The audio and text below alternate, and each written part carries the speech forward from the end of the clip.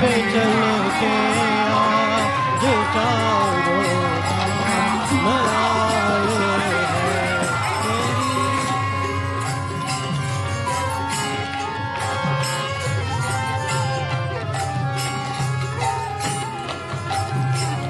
मेरी चौखट पे चल के आज चारों धाम आए हैं।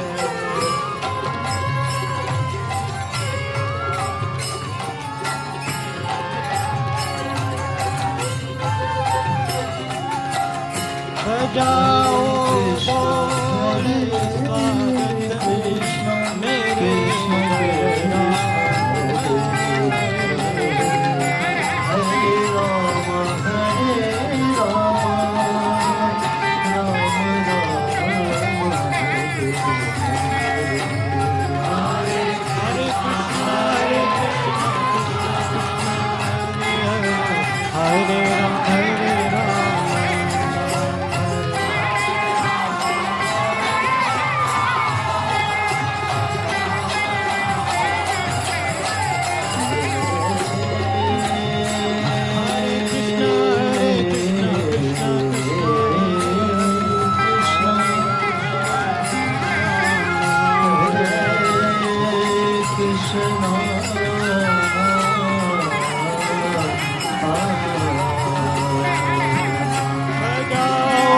बोल स्वागत मेरे मेरे घर राम आए हैं।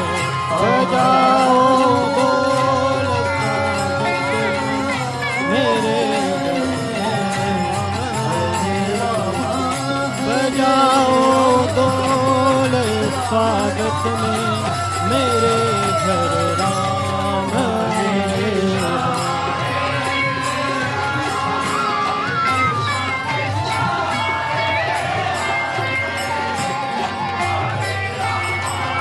कथा शबरी जैसे जुड़ गई मेरे कहानी से रोको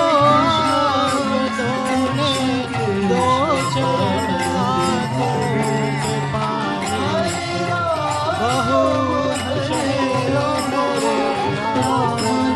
हे प्रभु के नाम आए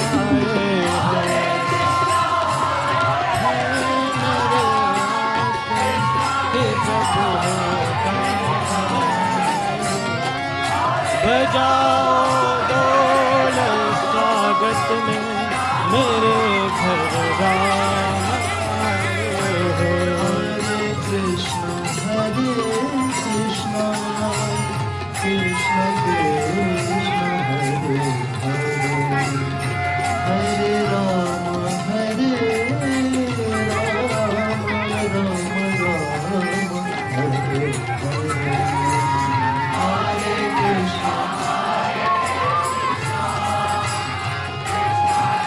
हरे कृष्ण कृष्ण कृष्ण कृष्ण हरे हरे हरे राम हरे Ram Ram Hare Hare. Hare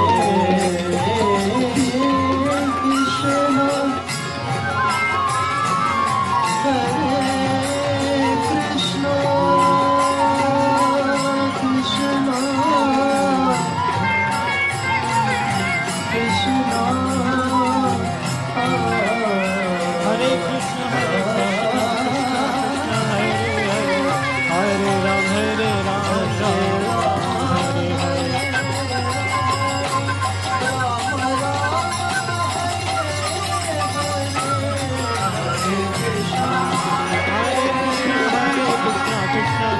Hare Hare Hare Ram Ram Ram Hare Hare. Krishna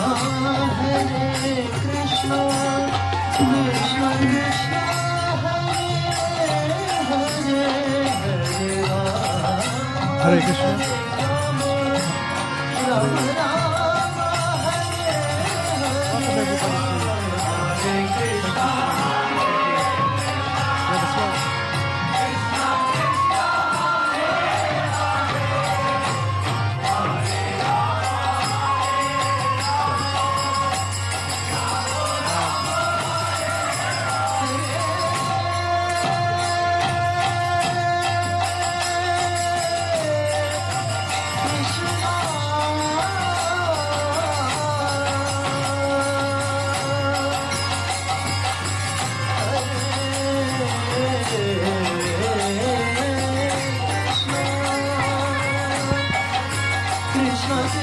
Welcome to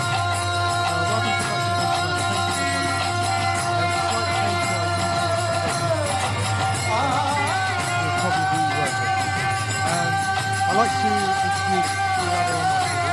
He's founder of Handover Center, one of our youth groups at the Bhaktivedanta Manor. He's a Sanskrit scholar and a managing director at HSBC Bank. He's held many corporate events in the city where his spiritual master, His Holiness Radhanath Swami, has been a keynote speaker. We both work in the city, actually, and every now and again I bump into him. And I always ask, what's new? And always intrigued to hear what his cultivation that he's been doing. Earlier this year, he took 50 of his colleagues to New Mayapur, which is amazing.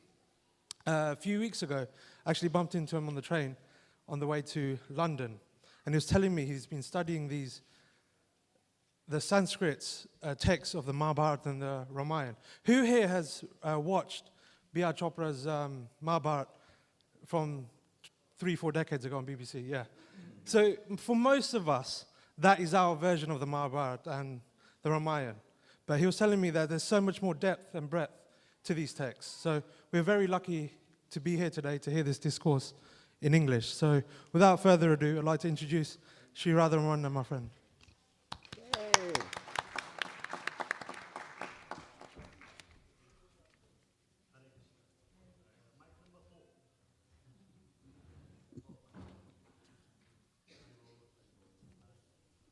Hare Krishna, Krishna Krishna, Hare Hare. Haribol. 4, 4, 4 और क्या गुजराती में 4 कुछ तो समझ में आए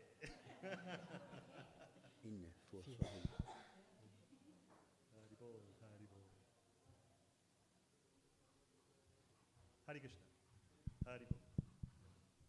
Okay, better? Yeah, you can hear? Yeah. Hare Krishna. Hare Krishna. Thank you so much for coming today. It's a Sunday and it's windy, it's so windy today, and yet you all came. I'm so grateful. I'm really excited to be continuing our Sitayana Katha today. And this actually is a very special month. So in the Gita, Krishna says, Masanam Margashirshoham, that amongst all of the 12 months, his favorite month is Margashirsh. And the favorite month of Shri Radha is Kartik. So we have Kartik and Margashirsh. Some nice sound effects, huh? No pacemakers? Fine, okay. So Margashirsh is a very special month. So in this month, where most of us will hopefully have some time off from work, a bit of break, this is a very important month to hear Katha and to hear pastimes of Lord Krishna. So please continue to make the most of this Margashirsh month. It is said that Lord Krishna, he descends in a very merciful form throughout the entire month. And every activity that is done is multiplied by millions and millions of times. And today actually is the Navami Tithi, the 9th day of the dark fortnight, which is also an anniversary of the birth of Lord Ramchandra. So it's a very auspicious day to be celebrating the pastimes of the Lord. If you can't hear, please just raise your hands, okay? And they'll make adjustments. Thank you. So, Valmiki Ramayana. So as Prabhuji was mentioning, so many of us have seen Ramayana on TV. And when I was 12, 13, 11 years old, I think it was, it really changed my life. It changed the lives of so many people who are fond of Indian culture, Vedic culture, Lord Shri Ram. Nevertheless, if we go into the direct text of the Valmiki Ramayana, then some of our questions, some of our queries can be answered very clearly. So today, what I've done is I've extracted the conversations between Sita and Ram so that we can get an insight into actually what took place. Katha is also mentioned by Lord Shri Krishna in Bhagavad Gita. In chapter 10, verse number 9, some of you may remember that Krishna in the Gita says, Mat chitta, madgata prana, bodhayanta parasparam. That my devotees, mat chitta, they are always absorbed in thinking of me. Madgata prana, they are always absorbed in surrendering every activity to me. Bodhayanta, they discuss amongst their friends and devotees and peers, parasparam, always. Katayantash, by reciting my pastimes from the scriptures. Nityam, always. There is a huge benefit by directly going to the scriptures and extracting the divine pastimes and words of the Lord. Which is why Srila Prabhupada, he made a huge difference, despite there being hundreds and hundreds of Gita translations. What Srila Prabhupada gave to the world was as it is. The Bhagavad Gita directly from the text, which is why it has continued to change the lives of so many people. So finishing off this verse, Tushyanti cha ramanti cha. Krishna says, Kathayantash chamam nityam. Those who hear katha, those who directly engage themselves in hearing my words from the scriptures, Tushyanti, they experience a pleasure and ramanti and bliss that is not possible in any activity of this world. And attending in person is really important. Obviously, after COVID, the fact that we can attend virtually is absolutely amazing, right? So many people can continue to work, and we can still continue to engage with the temple. So attending virtually is super excellent. But there is something unique about being in person. In the Bhagavad Gita 2nd chapter, Krishna actually speaks about this. You may remember that in the 2nd chapter, Krishna says, Nainam chindanti shastrani, nainam dahati pavaka, na chainam kledyantyaapo, na shoshyati marutaha. He says that spiritual energy is not subjected to any material instrument. This is a really important point to note. Material power and energy is not subjected by any material instrument. Nainam chindanti pavakaha. Spiritual energy is not subjected by electricity. Kledyantyaapo, water, and nashoshyati marutaha, and air. So what happens is, when we discuss spiritual topics, those who attend in person, they are able to experience the spiritual energy that is not possible to experience virtually, according to Bhagavad Gita. That is why the doors of the temples are still open for everyone to come and visit. Please be very conscious about this point, because there is something special about attending lectures, seeing the deity and the temple in person that gives it an edge compared to virtually. Or that virtually is super excellent. I'll just give one more example. Why do we take our shoes off when we come to the temple? It is not actually due to physical purity. The scriptures explain that the vibrations of the temple are so powerful that by removing our feet, removing our shoes from our feet, the energies of the temple start entering into our body, mind, and soul. And that is why at every step we get purified when you're walking around sacred places and the temples. It's so scientific. That is why actually we remove our shoes when we enter the mandir. There are so many more explanations, and that is why I'm so grateful that all of you have come in person. Thank you so very much. Valmiki Ramayana has been written by such an exalted sage who lived tens and thousands of years ago.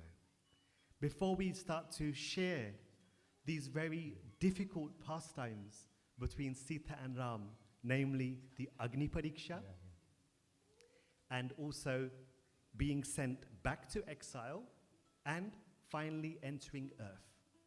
Before we do so, I would like all of you to please put your hands together, and I would like you to recite a beautiful prayer to Maharishi Valmiki. Okay? And I'll translate this in a few moments. Everyone, please stay with me. Om Gujantam Rama Rameti Madhuram Madhuraksharam Arohya Kavita Shakham Vande Valmiki Valmiki Kokilam Vande Valmiki Kokilam. Thank you. Kujantam Rama Rameti. There is a bird, Kujantam, who is constantly saying Ram, Ram, Ram. He is singing Ram, Ram, Ram. Kujantam Rama Rameti. Maduram, in the most sweetest of voices, in the most sweetest of vibrations. Maduram, Maduraksharam, and in the most sweetest of syllables and words. Aruhya, this bird has traveled upon the tree of the Vedas, and it is reaching the pinnacle of the Vedic tree, Kavitam Shakam, by being the greatest poet that ever lived on earth. Such a bird who always sings with sweet notes and sweet sounds. In the name of Lord Ram, Vande Valmiki Kokilam. Let us all offer our obeisances to Maharishi Valmiki. Maharishi Valmiki is a personality that was so dear to Sita and Ram that at a time when the entire planet rejected the internal energy of the Lord himself, only one person came forward to nourish, protect, and also worship the Lord's internal energy. This actually is the reality of earth. Souls who enter into earth, they are so rebellious that they even have the audacity to question, offend, and reject even the internal energy of the Lord. Draupadi, Shri Radharani, Lakshmi, Parvati, Durga, and Mother Sita. And Valmiki Rishi, he played such an important role in this, which is why it is so important that we think of Valmiki Rishi and we constantly offer our gratitude to him. Because if he had not written Ramayana, we would not know about these sacred pastimes. So let us begin today's katha from the point where Lord Ramchandra had defeated Ravan. 7 days and 7 nights was the battle between Lord Ram and Ravan. There was a point where Indrajit, Meghnad, the son of Ravan, he had massacred the entire army of Lord Ram. And when Ram and Lakshman together were in a duel with Indrajit, Indrajit was laughing.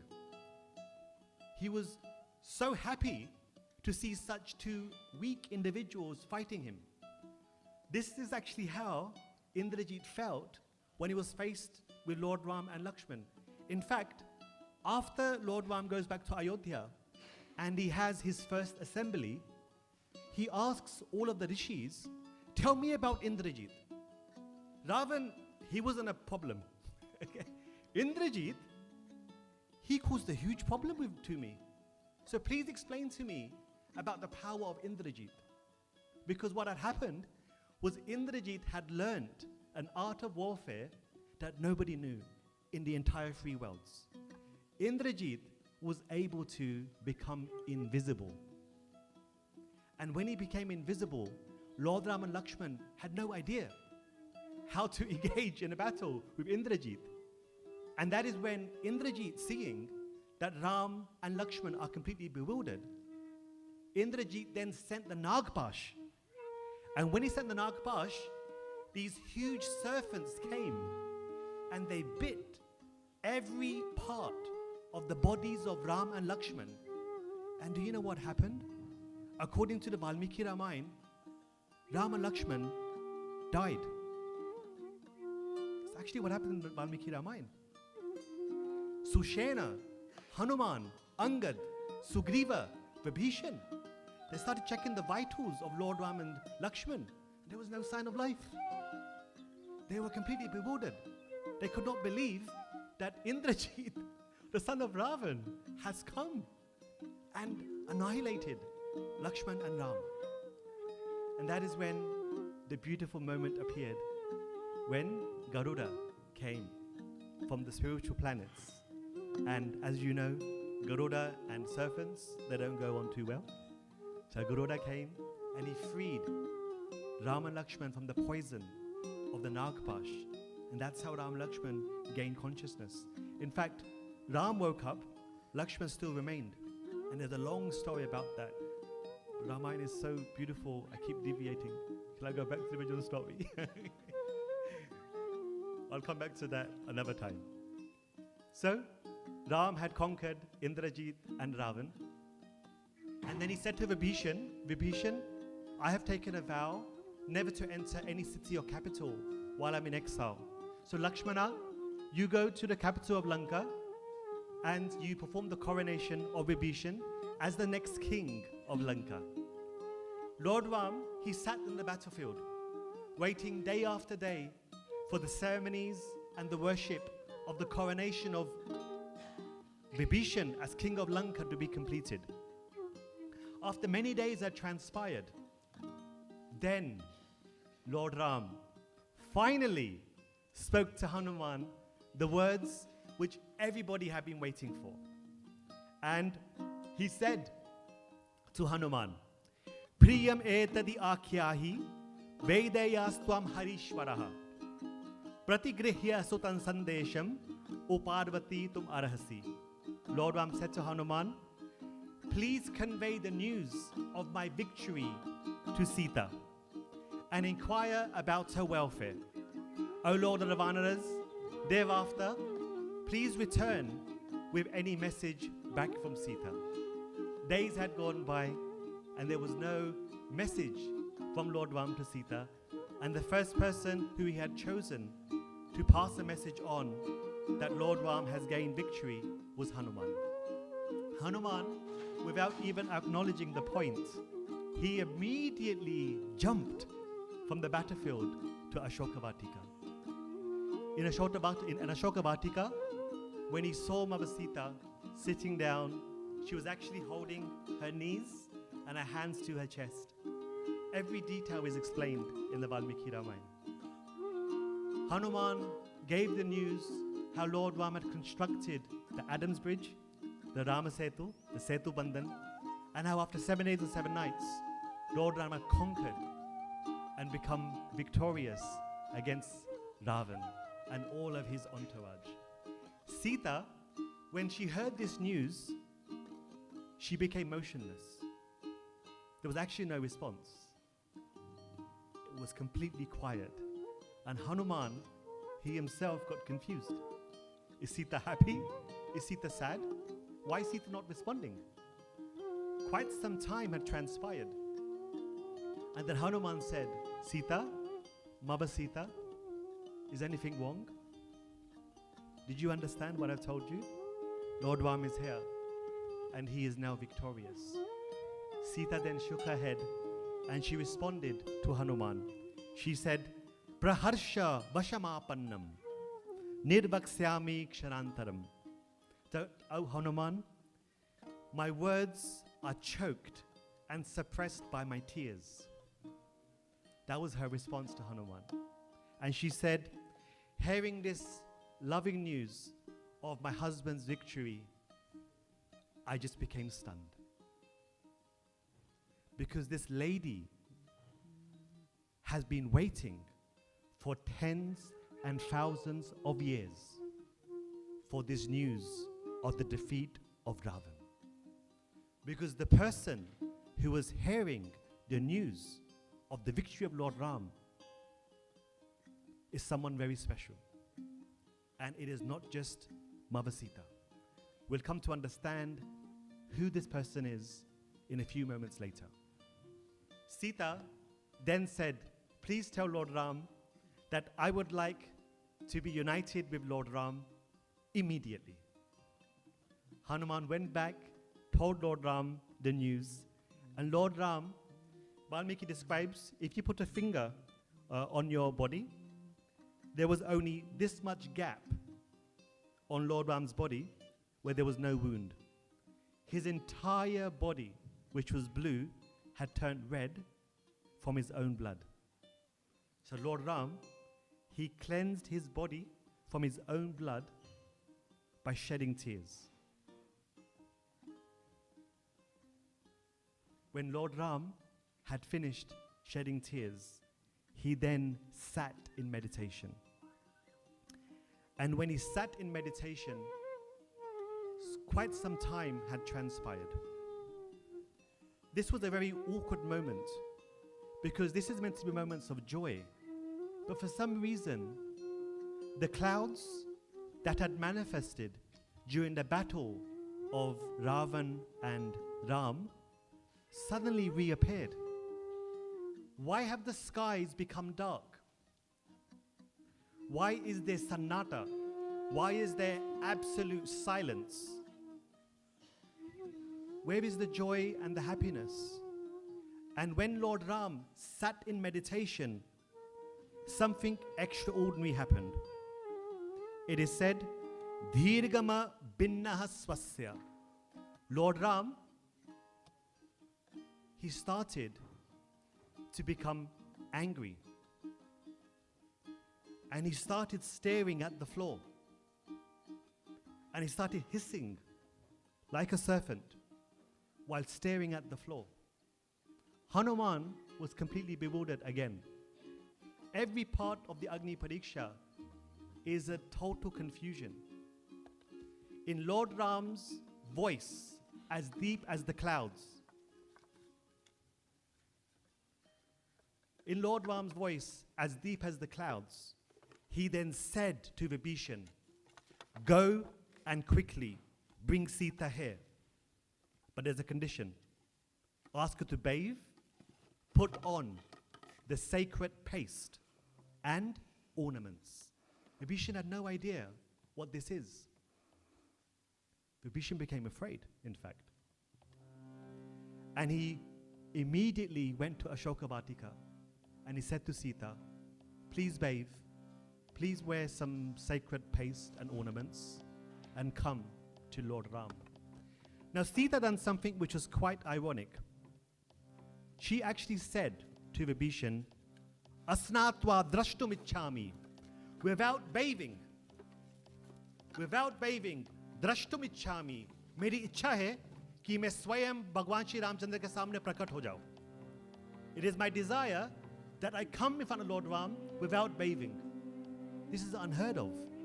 Since when did Sita or Lakshman have the practice of rejecting Lord Ram's views? There was something not right over here. Then Vibhishan said that, "I don't think that's a good idea." If Ram says bathe, you bathe. Now you remember in part 1, who had given sacred paste and ornaments to Sita? Anyone remember?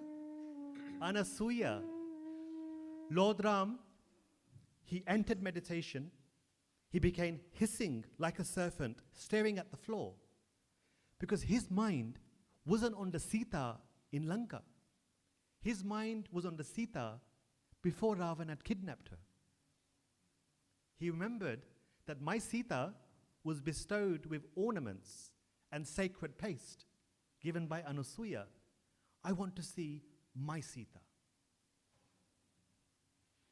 The Sita in Ashoka Vatika, she agreed, she bathed, and whatever ornaments and paste were given by Vibhishan, she placed on, and then Vibhishan sat Mother Sita in the palanquin. The Rakshas Sena, they all created a procession, and an entourage went forward from Ashoka Vatika to where Lord Ram was sitting in meditation, looking very grave in the center of the battlefield. The Rakshas Sena were playing instruments. You can try, Prabhuji, you can try to blend this flute. You can help him. Yeah. They're trying to play some music in the background. It's Prakash, you can play it so that it's in the background. Yeah. Okay. Just help. So when the palanquin had come into the battlefield where Lord Ram was sitting, Lord Ram, he didn't open his eyes. He stayed in meditation. Again, Some people were very happy and joyous. Lord Ram wasn't happy and joyous. And then Vibhishan, he said to Mother Sita, stay in the palanquin. Let me go and inform Lord Ram that you have arrived. Vibhishan went to Lord Ram and told him that Sita has arrived.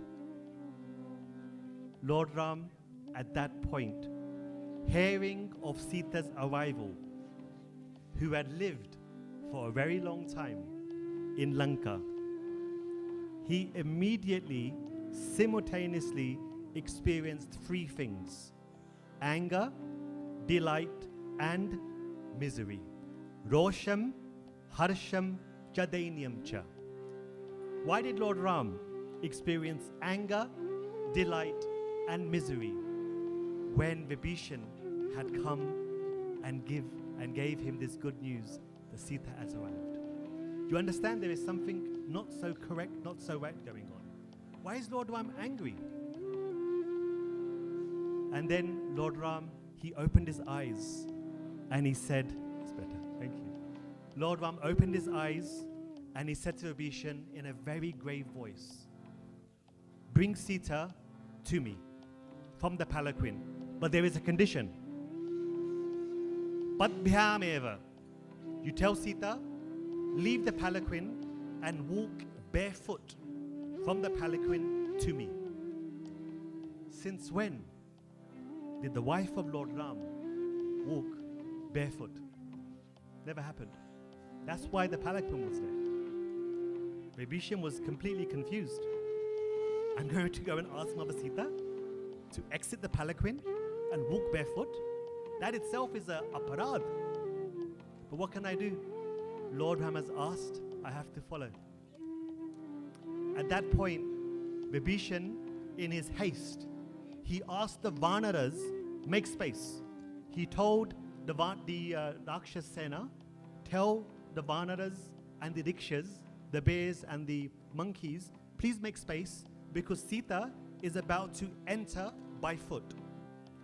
The moment Lord Ram saw that Vibhishan had asked for the Vanaras and for the Rikshas to make space, Lord Ram became extremely angry.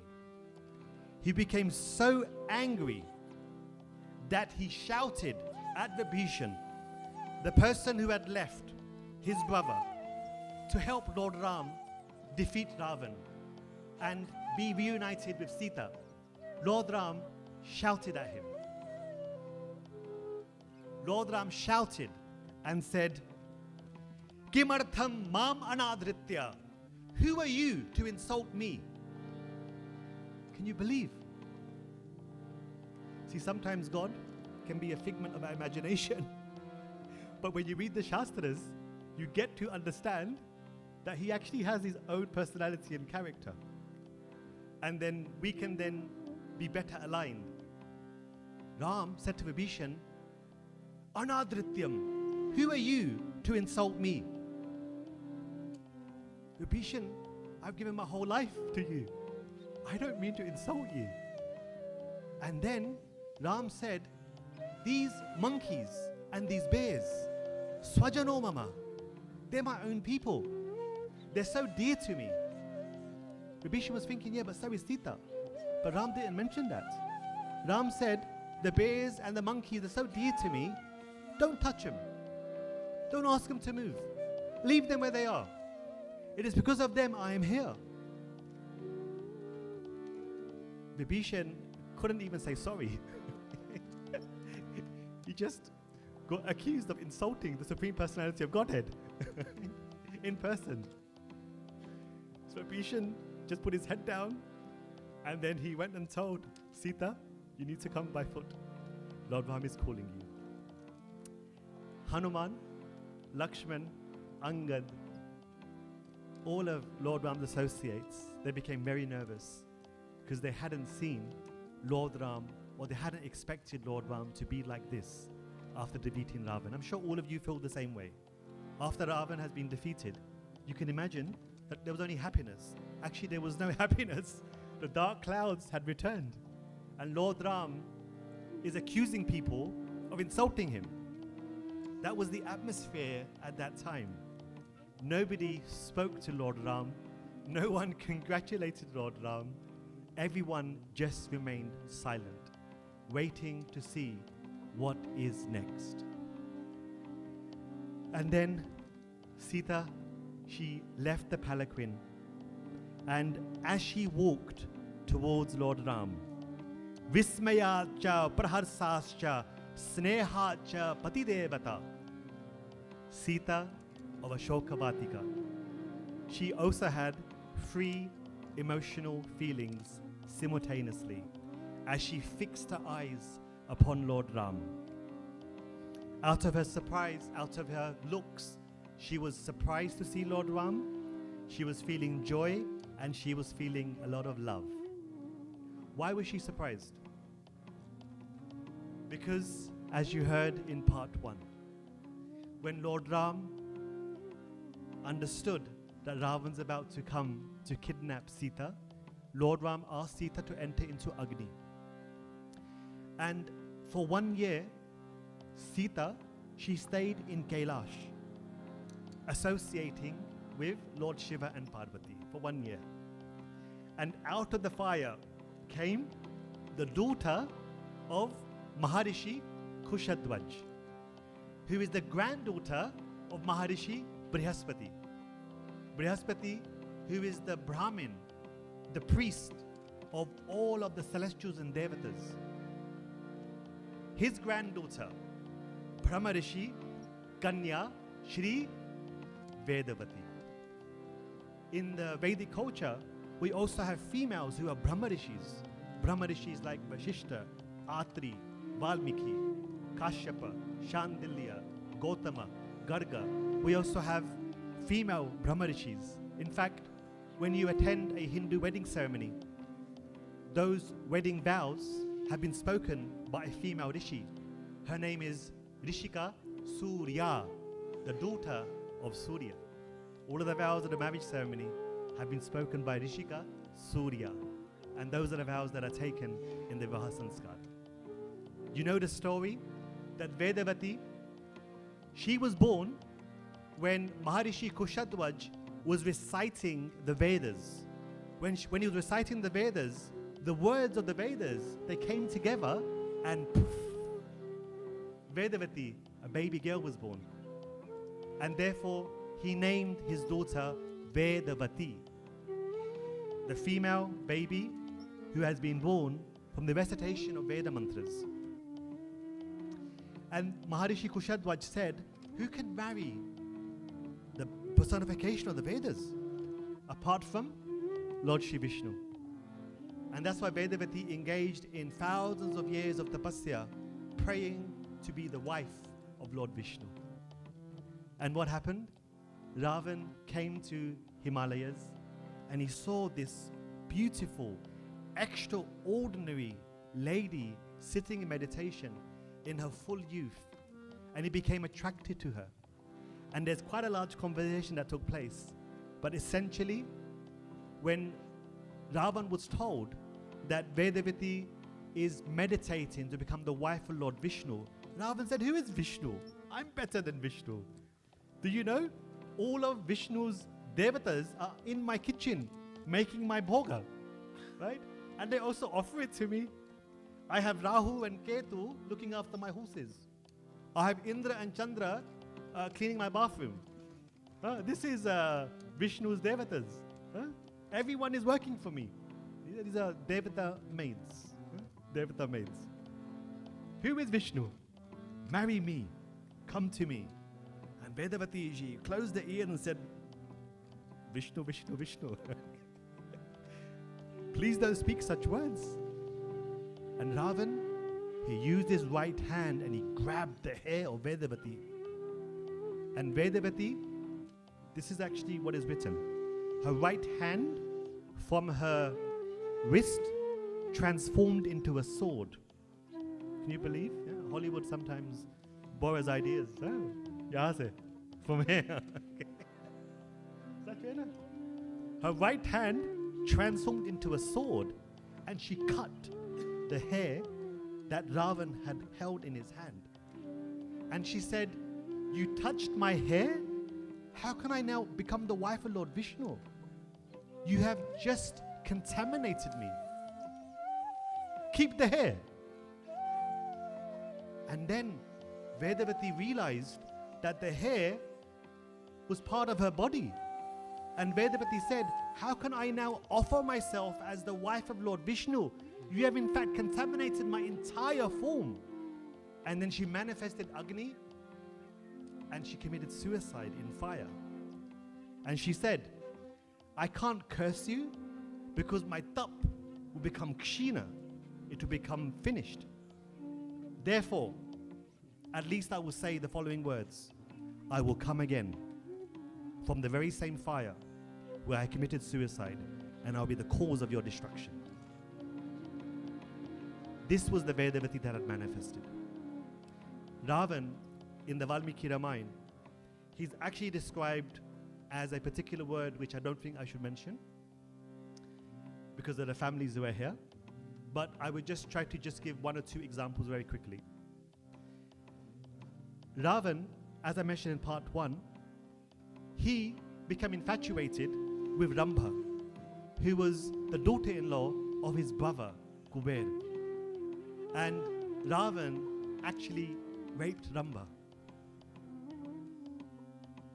And then he decided to steal the wives of hundreds and thousands of Yakshas, Danavas, Manushyas, Nagas and Gandharvas. Ravan was continuously kidnapping and stealing millions and millions of wives. This is mentioned in Valmiki Ramayana. In fact, Ravan, he also once obstructed the path of another Apsara who maybe you haven't heard of. Her name was Punjikastala. Punjikastala, she was on the way to meet Lord Brahma in Brahmalok, and Ravan just grabbed her and molested her.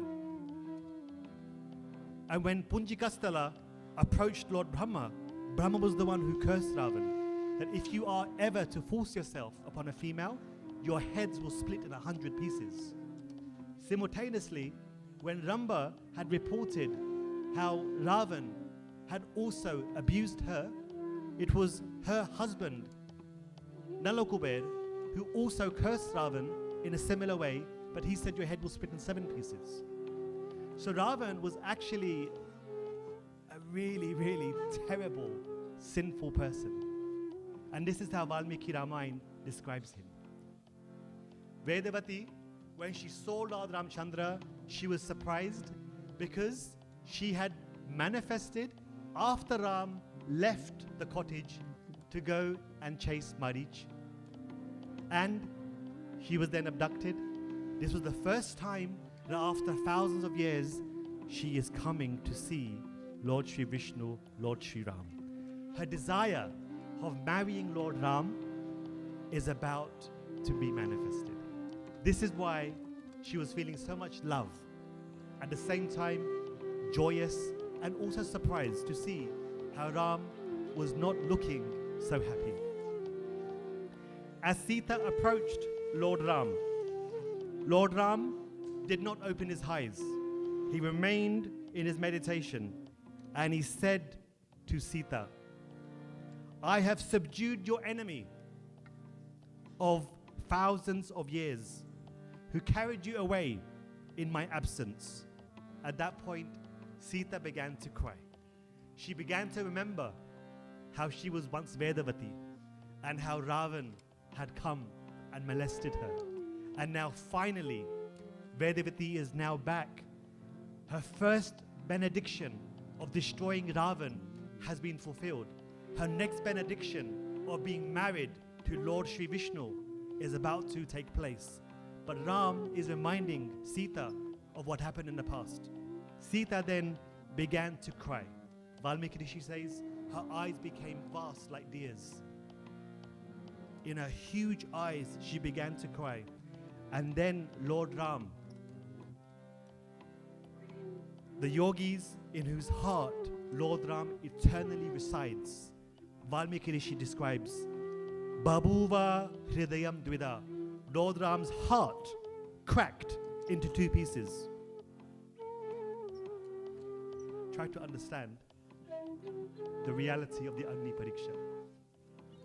It's beyond my comprehension. Lord Ram's heart cracked into two pieces. This person for whom I waged war 7 days and 7 nights is not my Sita.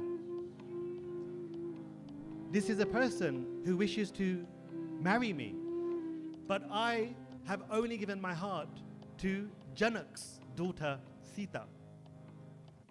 Nevertheless, if I can call her Vedavati Sita for clarification, Vedavati Sita, she was thinking, I am Sita. She was actually thinking, this is my character. I am the one who is daughter of Maharaj Janak. I am the one who was kidnapped. I am the one for whom Lord Ramchandra has returned, having defeated Ravan. And I'm now about to align and become Lord Ram's wife eternally. But Lord Ram, his heart cracked in two pieces. Dvida means two, Dvi. Lord Ram was thinking, there is society, there is Vedavati, and there is my Sita. How do I satisfy all three? Because I am a king. Absolutely, many people say, Lord Ram is the ideal father, the son, the king, the husband. Please forgive me for saying this. I haven't found that anywhere in the scriptures. I have only found that Lord Ram was the ideal king. If you have any evidence of what I said earlier, please share with me. Because Lord Ramchandra, he demonstrated how the life of a leader is to sacrifice even one's personal possessions, personal attachment, even family, for the sake of leading society on the path of goodness.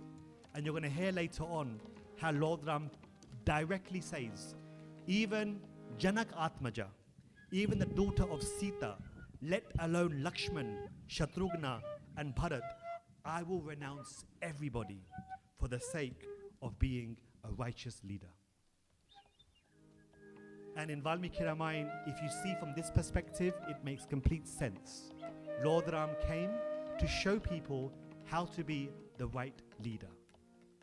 Lord Ram, after his heart cracked into two pieces, he then said, I have done all of this to uphold my dharma and remove ignominy consequent of your being kidnapped.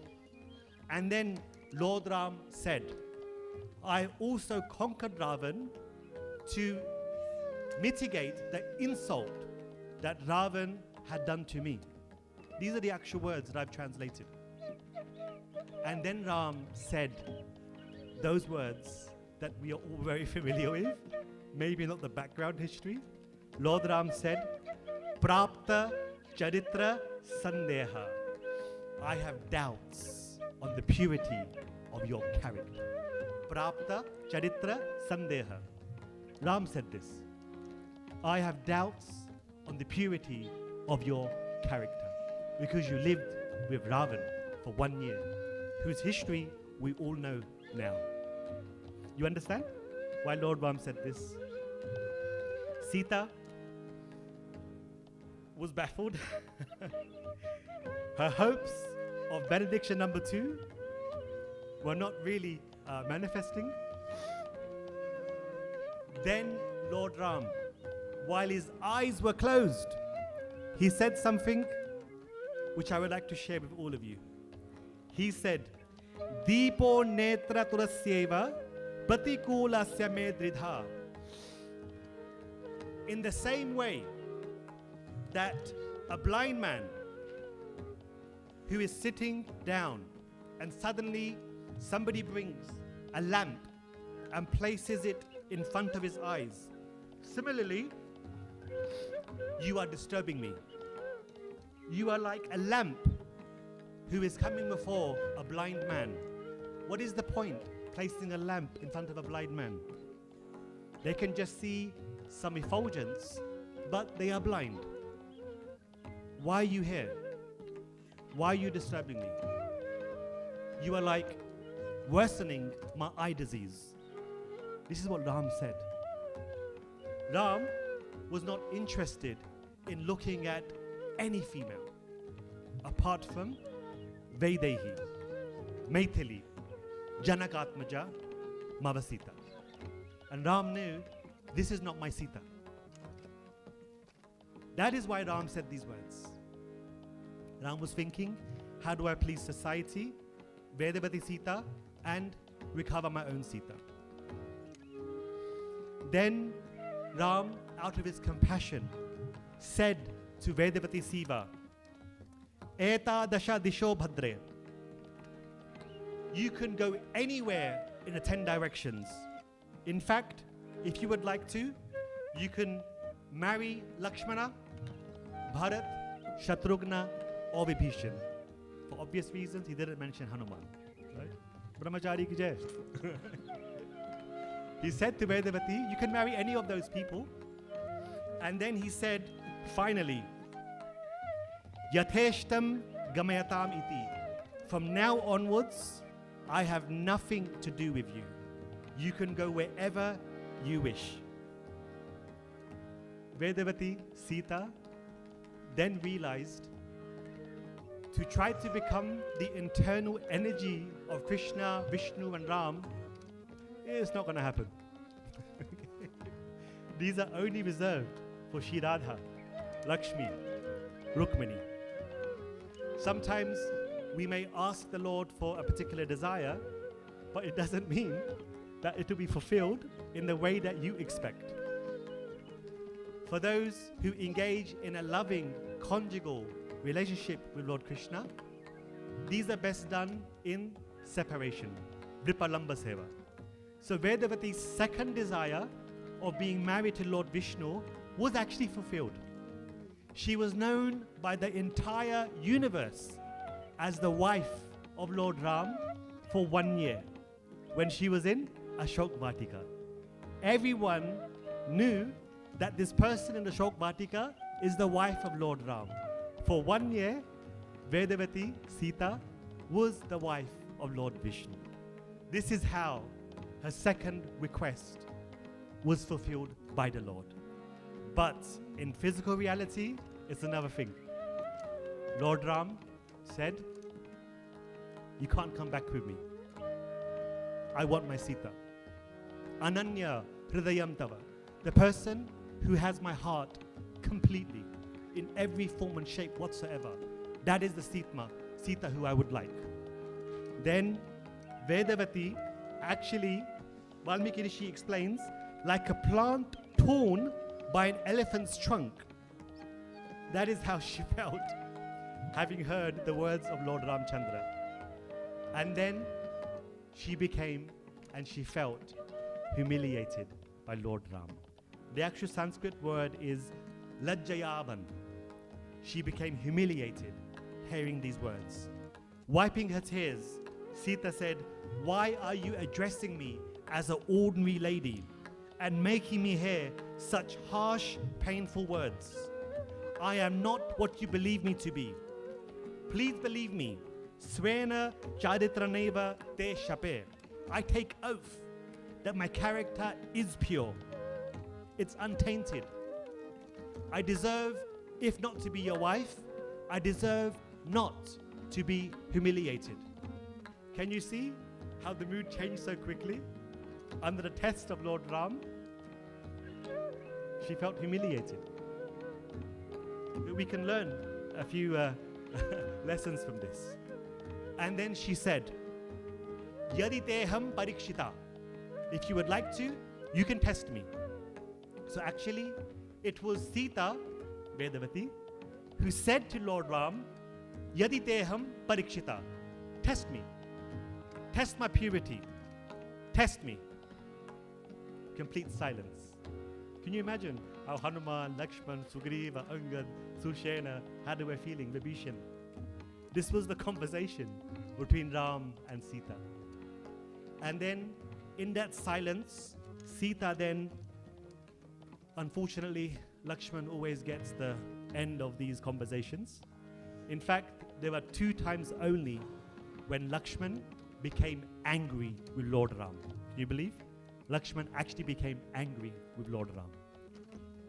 And at this point, Sita then said to Lakshman, she said, Chitta me kuru Saumitre, O son of Sumitra, son of a lady who is now being humiliated by your own brother. That's how you steer things in Vedic culture, huh? Right? Saumitre. She didn't say Lakshmana. Chitta me kuru Saumitre. Light a funeral pyre for me. Sita asked Lakshman to do this. Lakshman, he became angry with Ram. You see, sometimes we don't know about these things, but you can understand it from the book directly. Lord Ram, perfect drum roll. Okay. Lakshman turned to Lord Ram looking angry. And then Lord Ram did one of his sweet gestures. Okay. And Lakshman realized, it's okay. Something nice will happen. And then Lakshman carried out the order of Mother Sita. And with mantra, arani sticks, Lakshman lit the funeral pyre. And then Sita circumambulated Lord Ramchandra, bid him goodbye, and at that point asked the three directions, please listen to my words. Everybody, please join in with me. What did Sita say when Lakshman lit the funeral pyre? Please repeat with me. Yatha me hridayam nityam napasarpati ragavat tatha lokasya sakshimam sarvata patu pavakaha. If my heart has never gone away from Ram, then Agni, a witness of all people, please protect me. Yathamam Shuddha Charitram Dushtam Janati Ragavat Tatha Lokasya Sakshimam Sarvata Patu Pavakaha.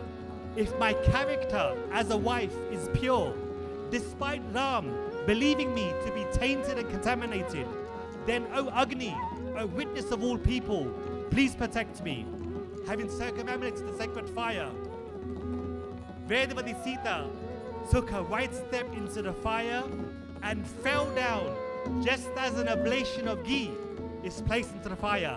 Om Hiranyavaranam Harinim Suvarnarajadasrajam Chandram Hiranmayim Lakshmim Jatavedo Maavaha Ta Maavaha Jatavedo Lakshmi Manapagaminim Yasyam Hiranyam Vindeyam Gamashvam Purushanaham Ashvapurvam Ratamadhyam Hastinara Prabodhinim Shriyam Devi Mupavvaye Shrirvam Devi Jushutam Kamshasmitam Hiranya Prakara Madram Jwalantim Triptam Tarpayantim Padme Stitam Padmavarnam Tam Ihopavvaye Shriyam Chandram Prabhasam Yashasa Jwalantim Shriyam Loke Devajushtha Mudharam Tam Padmanimim Sharanamaham Prapadye Alakshmirmi Nashatam Tvambrinim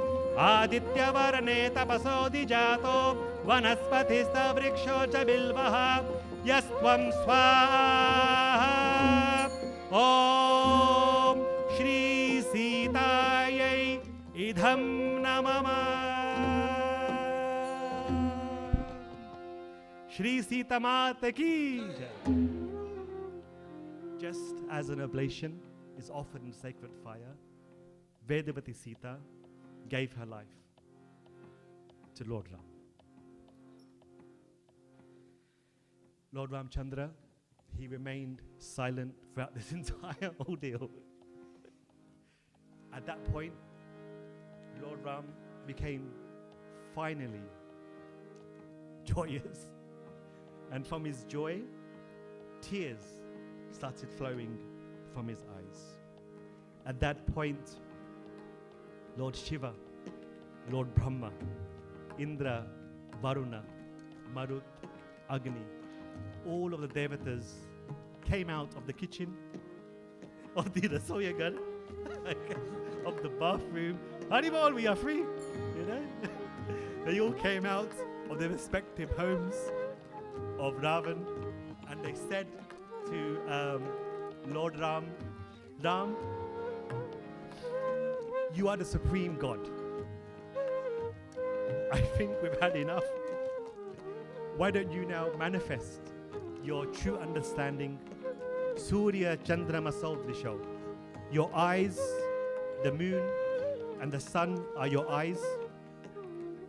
Ante Chado Chamadhyecha. You are the beginning, the middle and the end of all creation. Why don't you now appear as God, not neglecting Sita? Ram said, fair enough, but guess what? Atmanam Manusham Manye. I'm just a human. I'm just Manusham. I'm just a person. Ramam, my name is Ram. Dasharath Atmajam. I'm the son of Dasharath. We are all humans. I don't know what you're talking about. I'm no God. I'm not the middle, the end, and the beginning. I'm just human. Ram said this because that is what everybody thought of him. Then Ram said to Brahma, why don't you tell me who I am? Why don't you tell me where I have come from? And then Lord Brahma, he said to Lord Ram, this is a very important sentence because it explains to you the supremacy of Lord Krishna. Brahma said to Lord Ram, maybe you could repeat to me. Brahma said to Lord Ram, Krishnash Jaiva Brihat Balaha. Lord Ram, you are Krishna, Brihat Balaha, the most powerful, supreme God. You are Krishna, Krishna's Jaiva. So Lord Ram is Krishna himself, not actually Lord Vishnu. Some people ask, Krishna appeared in Dwapur, his name is not there before. Valmiki Ramayana, Valmiki is saying, you are Krishna. He says, Tvam Om Karaha Parat Paraha, you are the syllable Om. He says, Sita Lakshmi Bhavan. Sita is Lakshmi and Deva Krishna Prajapatihi. You are the Lord of everyone, Krishna. You are Krishna, Lord Ram. You have come from Vaikuntha to destroy Ravan. At that point, Agni Dev manifested great effulgence of the fire. The fire that was becoming extinguished with the body of Sita and Vedavati had become ablazed again. And from the beautiful blazing fire, suddenly sparkles came out. And the fire looked like a beautiful Agni Hotra Karya that had just been lit by the Brahmanas. And then at that point, the most beautiful event in the Agni Pariksha manifested. Taruna Ditya Sankhasham Tapta Kanchana Bhushanam Raktambaradharam Balam Nila Kunchitam Hurdajam. At that point, from the blazing fire, resembling the newly risen sun, wearing red cloth, adorned with the ornaments and the paste that Mother Anusuya had given to Sita before they went to Dandakaranya, with black curling hair and beautiful large blue eyes. Sita, the daughter of Maharaj Janak, came on the lap of Agni Dev, manifested from the sacred fire. Jai Shri Vaidehi Mata Ki Jai! And at that point, Agni then spoke. Dado Ramaya Vedehi. Agni then gave Sita back to Lord Ram. And why did Agni take Sita and give back Sita? In the Hindu wedding ceremony, in the Vedic Vahasanskar, there is a very beautiful vow which has taken place. I'll just share with you. It says, Somo dadad gandharvaya, gandharvo dadad agnaye. Every female in the Vedic culture is a very special entity. Okay, sorry guys, okay? This is for the females now. When every female takes birth on earth, from birth until the toddler years, Somo, Dadad, Lord Shiva, he personally looks after every female on this earth. Somo, Dadad, Gandharvaya. This is a verse from the Rig Veda, by the way. Okay? From Rig Veda, this is a verse which is used in the wedding ceremony. Somo, Dadad, Gandharvaya. Then when the female becomes a teenager, Lord Shiva passes the responsibility of the female to Gandharva. And Gandharva then bestows every female with her beauty during her teenage years. Then during this time, Somo dadad Gandharvaya, Gandharvo dadad Agnaye. Then Gandharva hands the responsibility of every female to Agni. And Agni's main job is to protect the female so that on the wedding ceremony, he is lit and then he hands the female who is looked after into the hands of the bridegroom. That is why we actually light Agni in a wedding ceremony. That is why, because Agni Dadat Gandharva, because Agni gave Sita to Lord Ram, therefore, for safekeeping, she went back to Agni. And Agni is now giving Sita back to Lord Ram. This is why actually the Agni is lit in the wedding ceremony, because he is the personality who protects every female being precious until the day of the marriage, where Agni manifests to hand over the female to the bridegroom. And then Agni, having handed over Sita to Lord Ram became delighted, and he became so elated and happy that he said that actually, I know Sita was always pure. He says, Ananya hridayam Sita matchitta parirakshanim. As the oceans cannot cross beyond the banks, Saravan could never approach Sita. Sita is mine. As the rays of the sun belong to the sun, Ananya hi maya Sita bhaskarasya prabhayata. In the same way that the rays of the sun belong to the sun, Sita is always mine.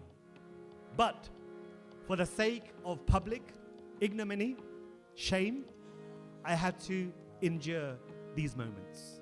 In the eyes of the public, Sita became purified by proving her chastity. In the eyes of Lord Ram, Vedavati's 2 boons were fulfilled. She entered back into Agni and waiting for her next birth, which we'll talk about later. And Lord Ram retrieved his wife, Sita, back from Agni. Lord Shiva appeared, glorified Lord Ram. He brought Dasharath with him.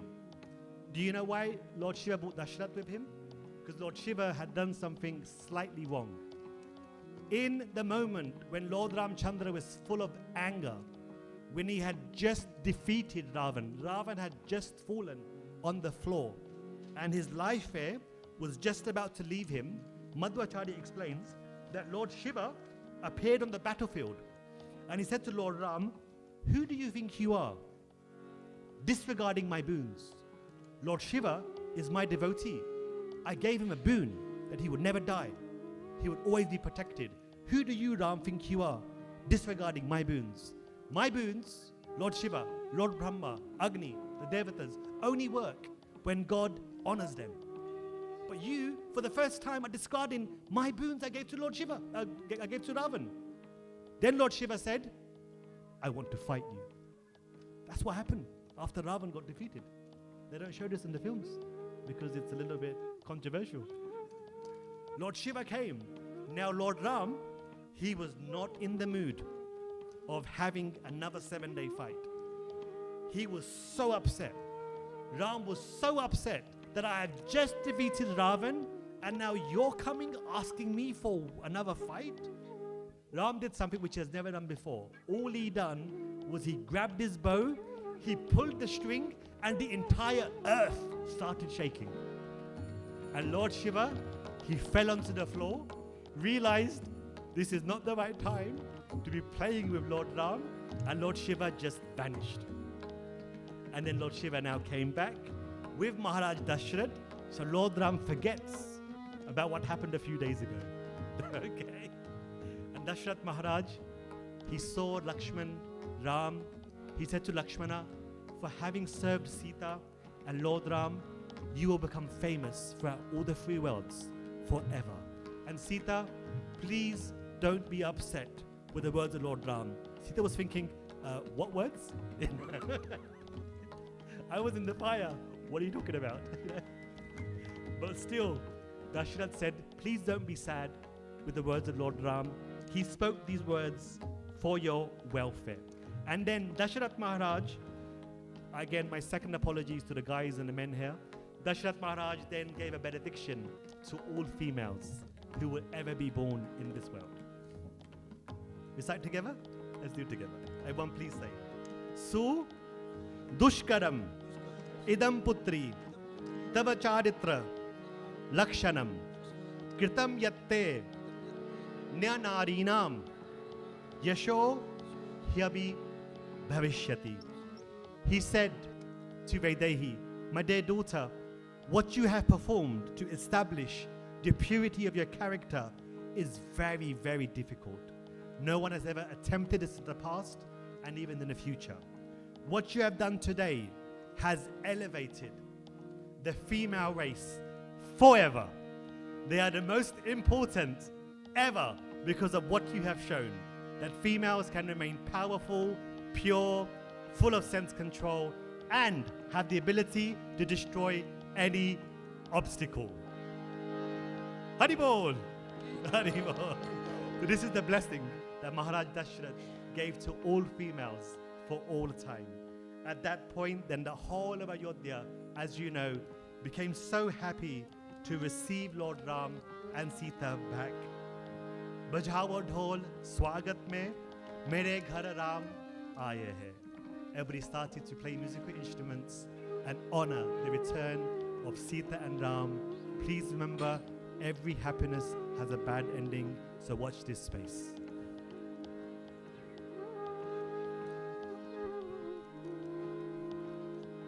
Mangala Bhavana Mangala Hari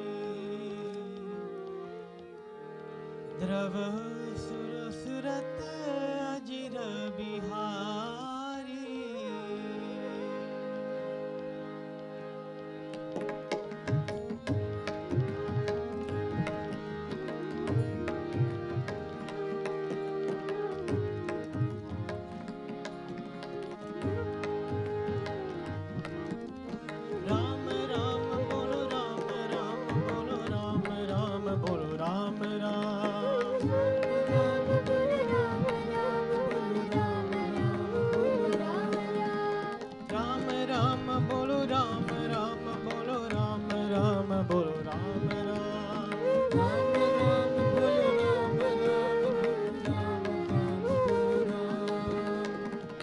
Everyone, if you can sing from your hearts.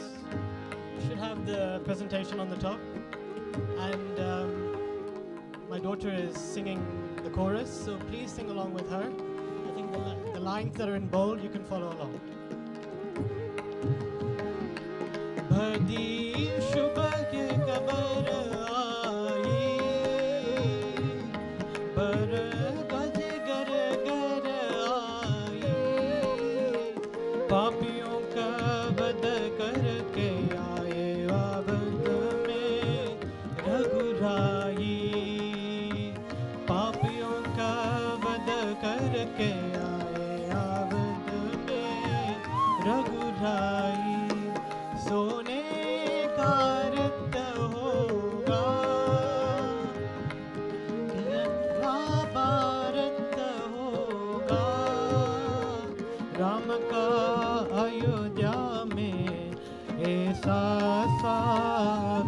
होगा, राम का अयोध्या में ऐसा स्वागत होगा। राम राम करता जा रे, राम राम करता जा रे,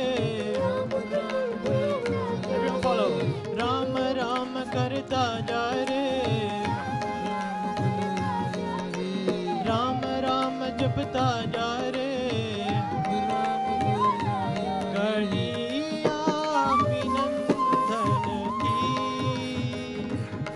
राघव के बंदन की, सारियों के मिट्टी जल में खुशबू है चंदन की, सारियों के मिट्टी जल में खुशबू है चंदन की।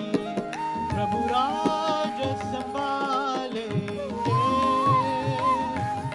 फिर काज संभालेंगे, दूर के खल जिन से उन्हें आज संभालेंगे, दूर के खल जिन से उन्हें आज संभालेंगे। राम राम करता जा रे, राम राम करता जा रे, राम राम करता जा रे, राम राम जपता जा रे, हम दीप जलाएंगे, दिवाली मनाएंगे, अब कभी राम मेरे वनवास न जाएंगे,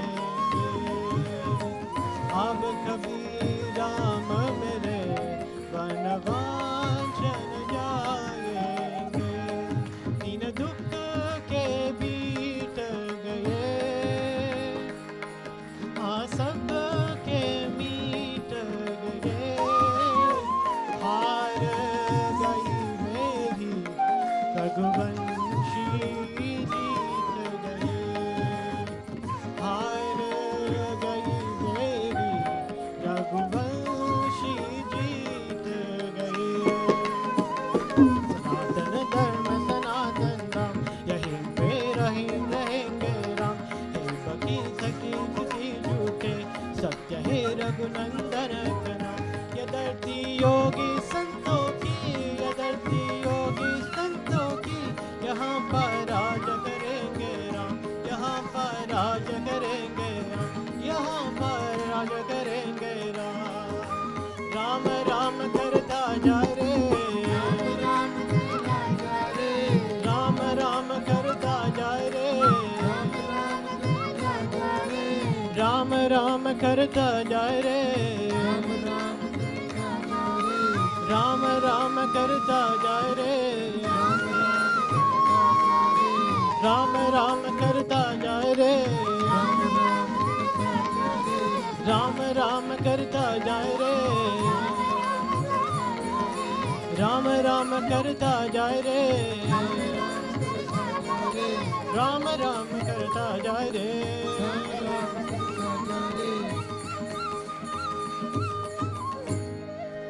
श्री रामचंद्र भगवान की जय, जय। जय श्री सीता मैया की जय।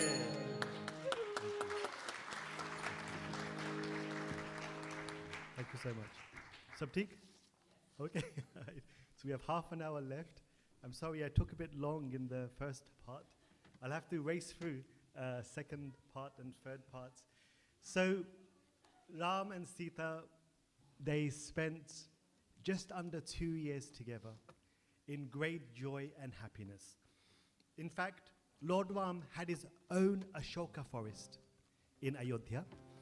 And his Ashoka forest, it said that it was very similar to Indra's Nanda garden and Kuber's Chaitratha garden. It was a very beautiful garden.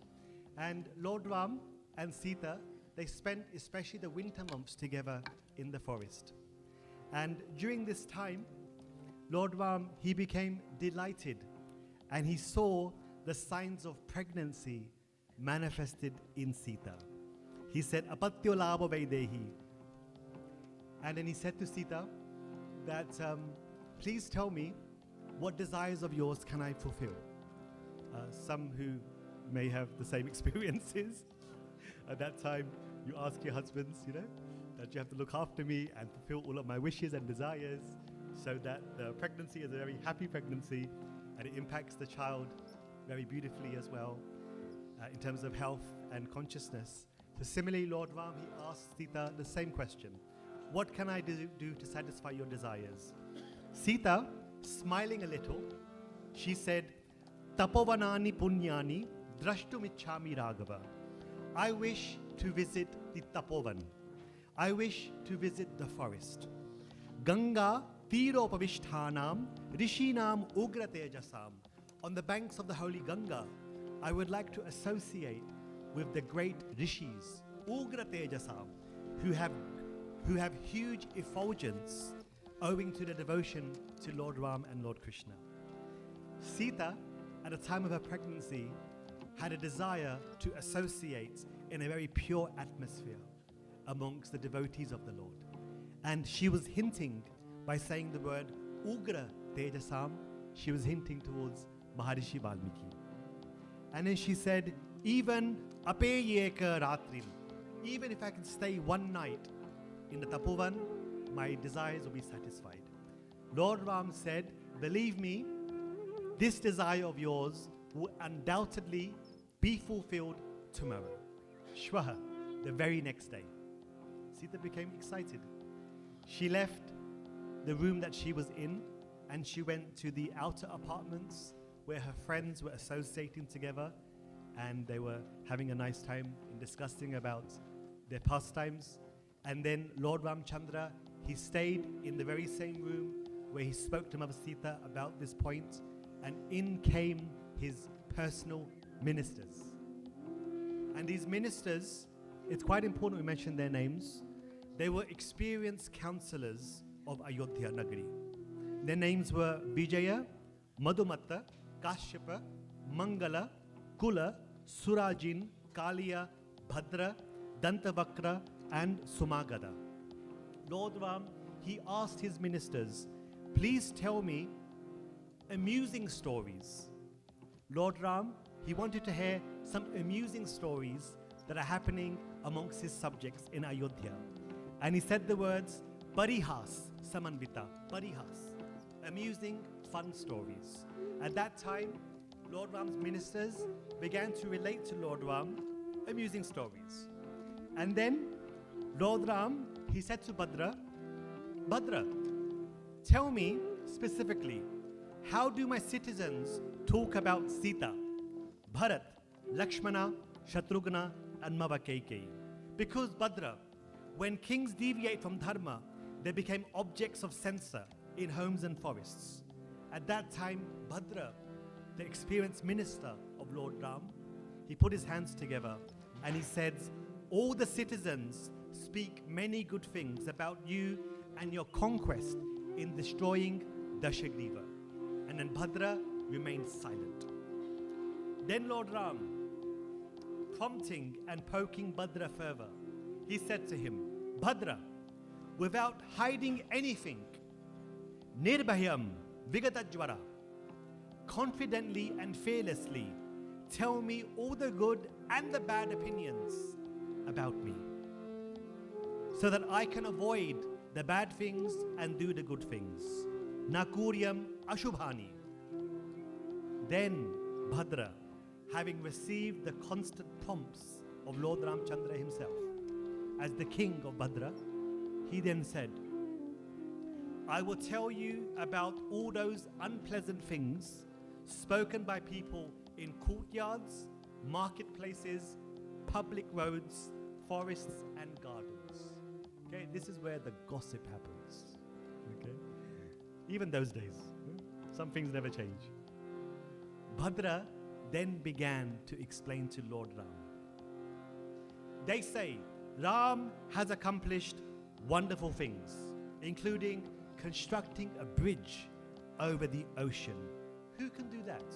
We are so proud that our Ram did that. Secondly, Ram also liberated Ravan and made alliances with the Vanaras and the Rikshas, the monkeys and the bears.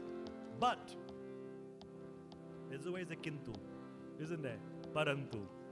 Another kintu.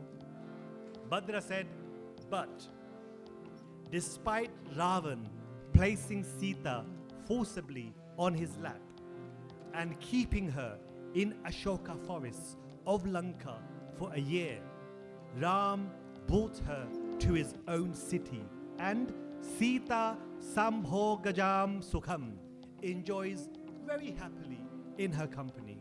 How odd. And then Bhadra said, the citizens are saying, Asmakam apidareshu sahaniyam bhavishyati yatahi kurute raja prajastam anuvartate. They said, from now onwards, we will all also pardon any unrighteous conduct, either true or false, of our wives, for the subjects always follow the example of their kings. Ladies and gentlemen, this is the actual incident that changed history of Lord Ram and Sita forever. It was no Dobiwala. Okay? It doesn't exist. It was no other person. It doesn't exist. Bhadra, the employed minister of Lord Ram, was the person who shared the gossips going on in the gardens, forests and courtyards and public roads. There was nobody else. This is the advantage we get when we study the scriptures directly as it is. If you read the scriptures, Prabhuji, my dear godmother was asking me recently that some people, for example, believe that Lord Ram was a non-veg. Okay? All right? If you read the scriptures, it's very clear that anyone after receiving Upanayanam, and Lord Ram received it when he was 8 years old, 100% they have to follow the conduct of a Dvija, which means, I have nothing against either side, but in this situation, which means to be a pure vegetarian. Okay?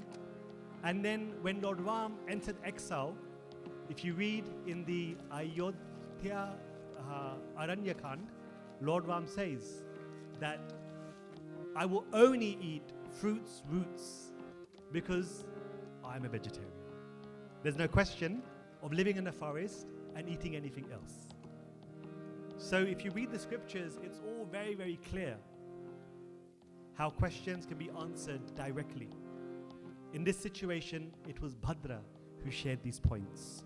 And then Lord Ram had the choice on how to respond.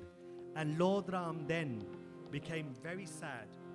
And he said to his ministers, Sarvan katham etad vadantumam? Do people really speak about me like this? It's actually what he said. Katham, is this really true?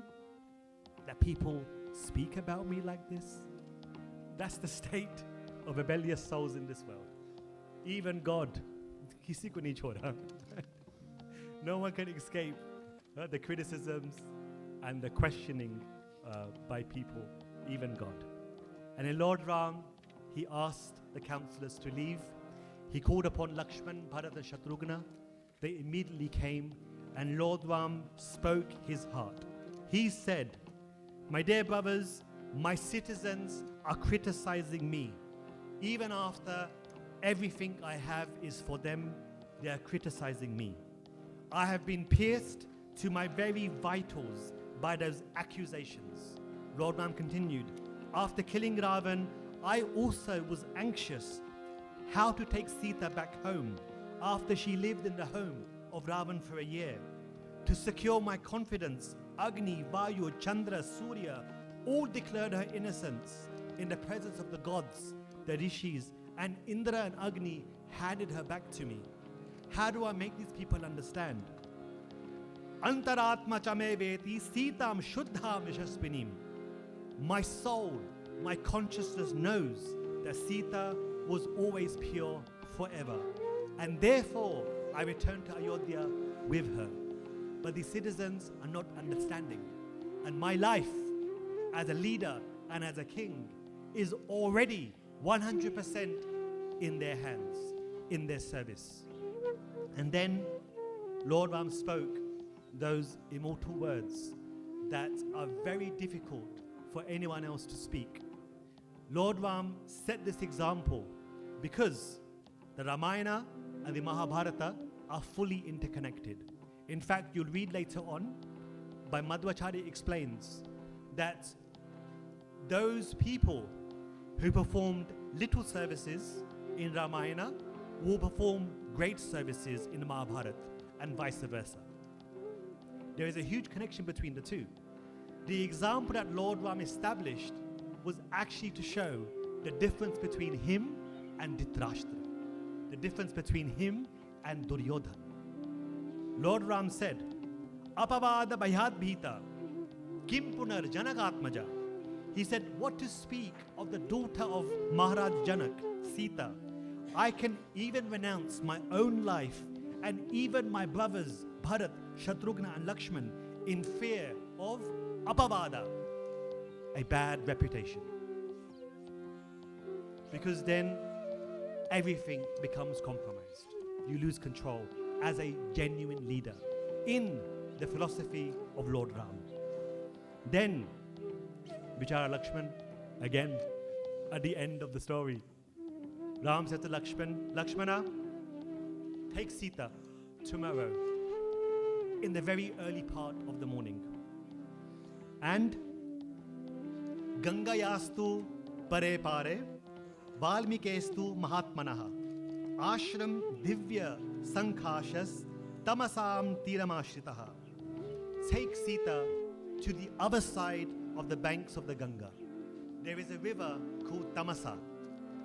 At that river, on the banks of the river Tamasa, there is an ashram of my greatest devotee, Maharishi Valmiki.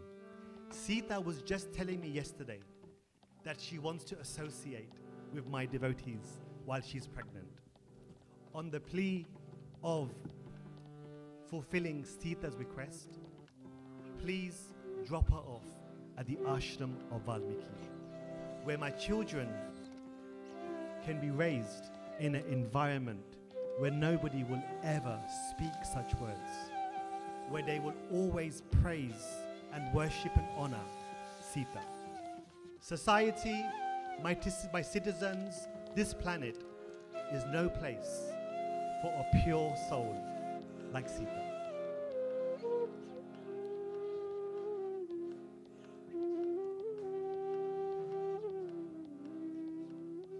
Therefore, drop Sita off to Valmiki Rishi's ashram. Valmiki has spent thousands of years worshipping me. He will be doing some great activities for society. Let us give Valmiki Rishi the opportunity that no person ever receives, the association of my internal energy for year after year after year.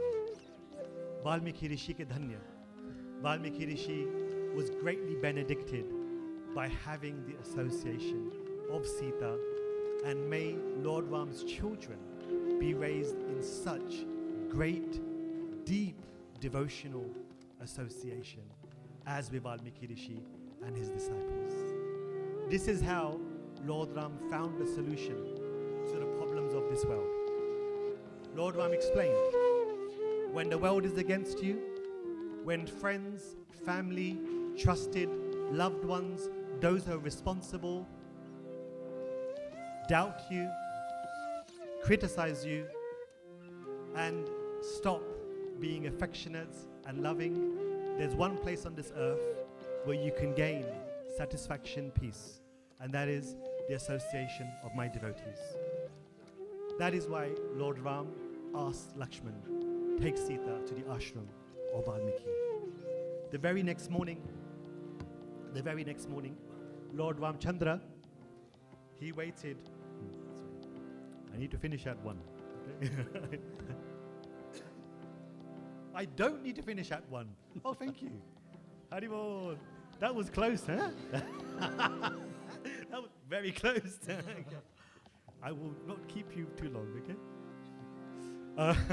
Thank you. Lakshman woke up. Lord Ram said to Lakshman, do not question me. Don't say anything to me. Just do what I say. Lakshman, Bharat, Shatrughna left. The next morning, Lakshman asked Sumantra, please prepare the chariot. He went to Sita, said to Sita, Sita, Lord Ram was mentioning you want to go and see the devotees in the forest. Please come, I'll take you there today. She was so excited. She took ornaments, saris and cloth, and dhotis to bestow to the rishis in the ashram. And Sita immediately mounted the chariot, and Lakshman then asked Sumantra, take us to the banks of the Ganga. In the evening, as they were going, Sita said to Lakshman, Nayanam me surat yadya. Lakshman, I can see inauspicious omens. My right eye and my right side of my body is trembling. Is Ram okay? Is Ayodhya okay? Is Mava Kaikei, Kaushalya, Sumitra, are they all okay? Why is my right eye and right body trembling? This is a bona fide inauspicious omen, okay? So if you have this, you can say it's definitely inauspicious. Then Lakshman kept silent. They arrived at the ashram of the river Gomati, and they spent the night in the ashram together with the rishis.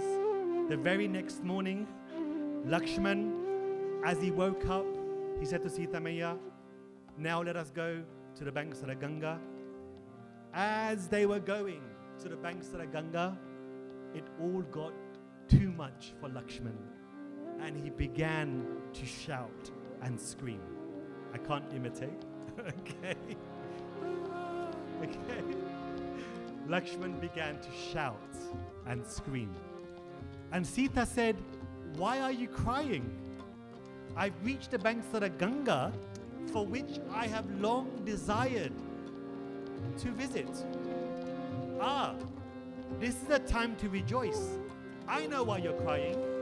You're so used to worshipping and being with Lord Ram. It's been 2 days. I think you're missing him. Is that why? Lakshman, even I miss Ram. But look, the Ganga, the ashram of the rishis. Be happy. Lakshman just kept silent. And then they arrived at the banks of the Ganga. Lakshman wiped his tears. He asked the boatman, please ferry us across to the other side of the Ganga. Sumantra, you wait here with the chariot. Sita, Lakshman mounted the boat, and as the boat was going across the Ganga, Lakshman again was having relapses. And the moment Sita placed her right foot outside of the boat onto the other side of the Ganga, Lakshman again began crying. And Lakshman shouted, it has pierced my heart like an arrow that my very own brother, by making me instrumental of this action, has made me the object of criticism in this world forever and ever and ever. Shreyo hi maranam medhya mrityurva yat param bhavet. The death and pain consequent upon this action are better than what I am being engaged in. Rudantam pranjalim drishtva kangshanta mrityutatmanaha. Lakshman started to pray to Yamaraj. Oh Yamaraj, take my soul. Take my life. Kill me. I do not wish to live any longer. Lakshman began to weep, and he started praying for death. Yamaraj in the heavens was standing, and he froze. Lakshman was asking Yamaraj, Take my life. Kill me. I am praying for death. Why are you not taking me? Ram is making me the object of censor forever. This is the second time Lakshman became angry with Lord Ram. Can you believe this? You get to understand now the personality and the engagements between brothers. It is not always. Lakshman asked and begged for death. Yamraj didn't take him. And then Sita said, Lakshman, I don't understand anything. What is going on? Lakshman, in the name of the king, explain the cause of your sorrow. Lakshman then spoke. Lakshman said, I am unable to repeat what the assembly reported to Lord Ram. But Sita, they criticized you. They censored you. All I can say is that the king has renounced you due to being afraid of criticism from his citizens, despite the fact that your purity was proved before me, Ram, and everyone on the battlefield. Ram has commanded me to leave you near the ashram of Valmiki on the pretext of satisfying your desire. I can see Tathe Kila Dohridam. I can see that you are now Dohrida, pregnant. Sita, please don't be sad, because at the beautiful ashram of Valmiki, he has disciples and sages who constantly chant the name of Lord Ram. Valmiki is a friend of Maharaj Dashratha, your father-in-law, my father. Spend the days happily, keeping Ram always in your Manmana Bhava, mind. Sita, having heard these words, she fell down onto the earth. And at that point, Sita naturally became senseless for some time. With eyes full of tears, she said to the sky and the earth, Mami keyem tanur noonam, srashta dukkhaya Lakshmana. Lakshman, srashta, God, dukkhaya, has created my body to suffer misery after misery. Oh Lakshman, the difference is, today, all of my afflictions are being manifested in one. Sita said, I was very happy in the forest because I was with Lord Ram. I could serve his lotus feet. How will I live alone without my family? Who will I express my sorrow to? Who should I say? What should I say to the tapasvis when they ask me, why has Ram renounced you? Actually, Lakshman, I have an idea. Let me just commit suicide in this Ganga. But I can't, because it shall bring the termination of my husband's royal race. Oh Lakshman, don't worry. Carry out these orders, but convey my message to Lord Ram. Offer my obeisances to mother-in-laws, asking about the welfare of my citizens, and then say to the king, you know that Sita is pure, ever devoted and engaged in your well-being. She knows it full well that afraid of a bad reputation, you have renounced her. But please be very attentive to what Sita asked Lakshman to convey. Sita said, tell Ram, yacchate vachaniyam syat apavada samuttitaha. It is my duty to put a stop to your ill name and censure, for you are her paramagatihi, the object of her life. Furthermore, tell the king that righteousness always lives in protecting your citizens. Treat them as brothers, yatha bhratreshu, and acquire piety by protecting those who have criticized me, criticized you. It doesn't matter. Our duty is to protect our citizens at all time. Aham tunanu sochami. I am not sorry for myself. Swa shariram narashabha. Yathapavada pauranam tatheva raghunandana. I am not sorry for myself. My greatest sorrow is that the people who I love, my citizens, have criticized me. It doesn't matter. The husband for me, Patir hi devata narya, is the God of my life. Patir bandhuhu, Patir guruhu. My husband is my friend and my guru. It is therefore proper to support my husband's well-being, even at the sacrifice of life. O Lakshmana, communicate all of this in my name to Ram. Now leave me and behold the signs of pregnancy present in my body. Lakshman heard Sita's message to Ram, but Lakshman said to Sita, Mother Sita, I have never seen your body. I have only seen Pado Drishto Tavanaga. O sinless lady, I have only seen your feet. I have never seen your body.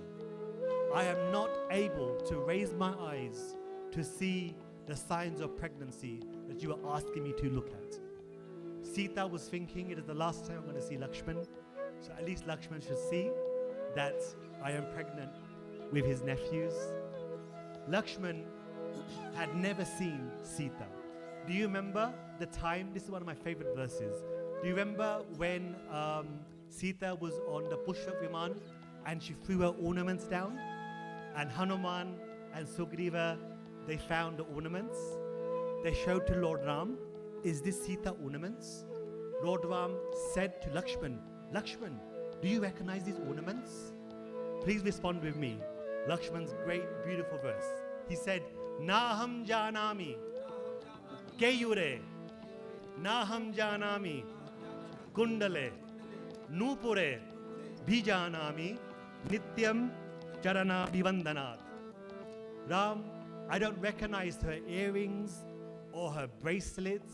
I recognize her toe rings, her nupure, because Nityam Charana Vivandanat, my eyes have never risen above the feet of Sita.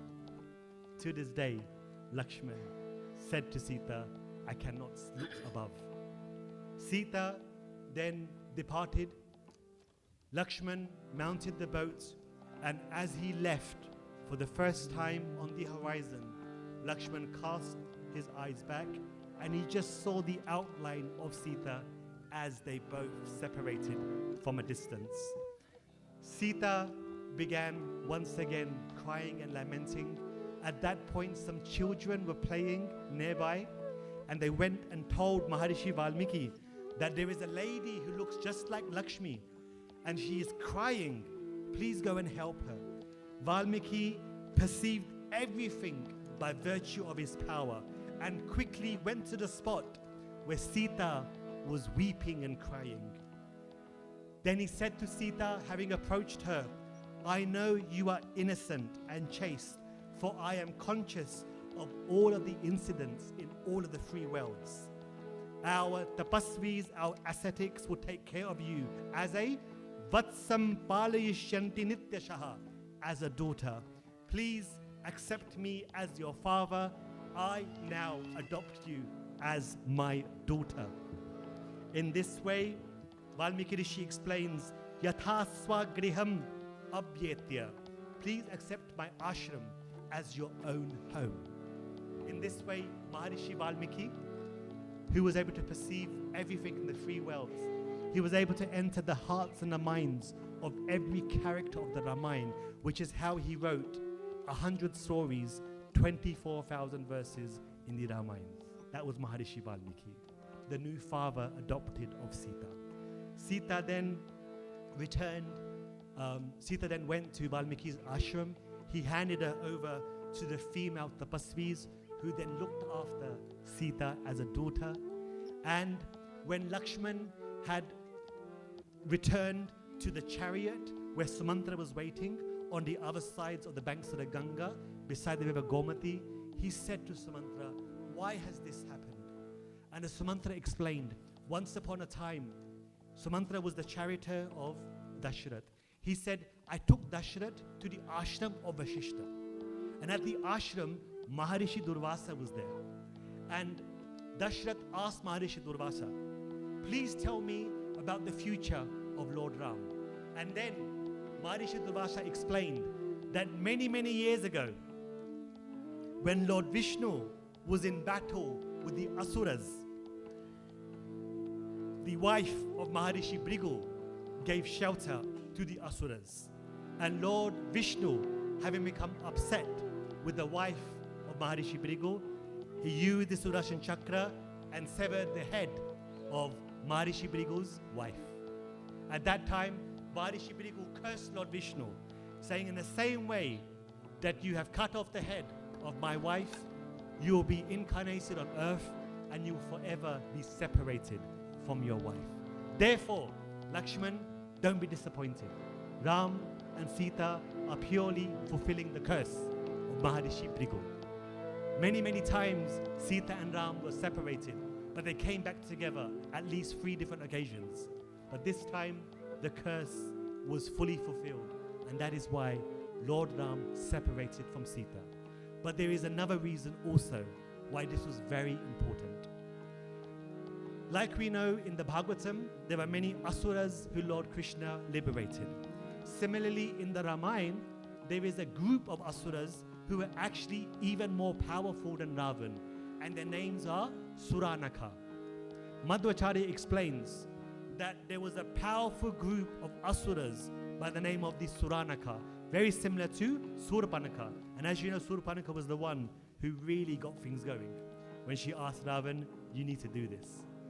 The Suranakas were so powerful that they approached Lord Brahma and said to Lord Brahma, based on our tapasya, if you do not give us liberation while being evil, we will cause havoc across the 3 worlds forever, in all of the ages. Brahma had no choice but to give them the benediction. He said to the Suranakas, as long as you do not contemplate the separation of Rama and Ram, you will remain liberated in this life. The Suranakas, they appeared as the citizens of Ayodhya, and being bewildered by the pastimes of Sita and Ram, they criticized Rama, Sita, and criticized Ram. Madhvacharya in the Mahabharata Tatpara Nirnay mentions, in order to send the Suranakas to hell forever, Sita and Ram agreed to separate. This is the second reason why Sita and Ram separated, to fulfill the curse of Maharishi Brigu and ensure that these group of Suranakas who are more powerful than Ravan go to hell forever. And this is the explanation that Madhvacharya mentions himself. Shall I be just 5 minutes? Yeah, okay. The birth of Lava Kush took place when Shatrughna came to Valmiki's ashram on the way to Mathura to defeat Lavanasur. Shatrughna was there when Sita Maya gave birth to Lava and Kush. Valmiki Rishi, for 12 years, he initiated and taught Lava Kush the Vedas, and then Valmiki Rishi decided that the first person to whom I will teach the Ramayana will be the sons of Lord Ram.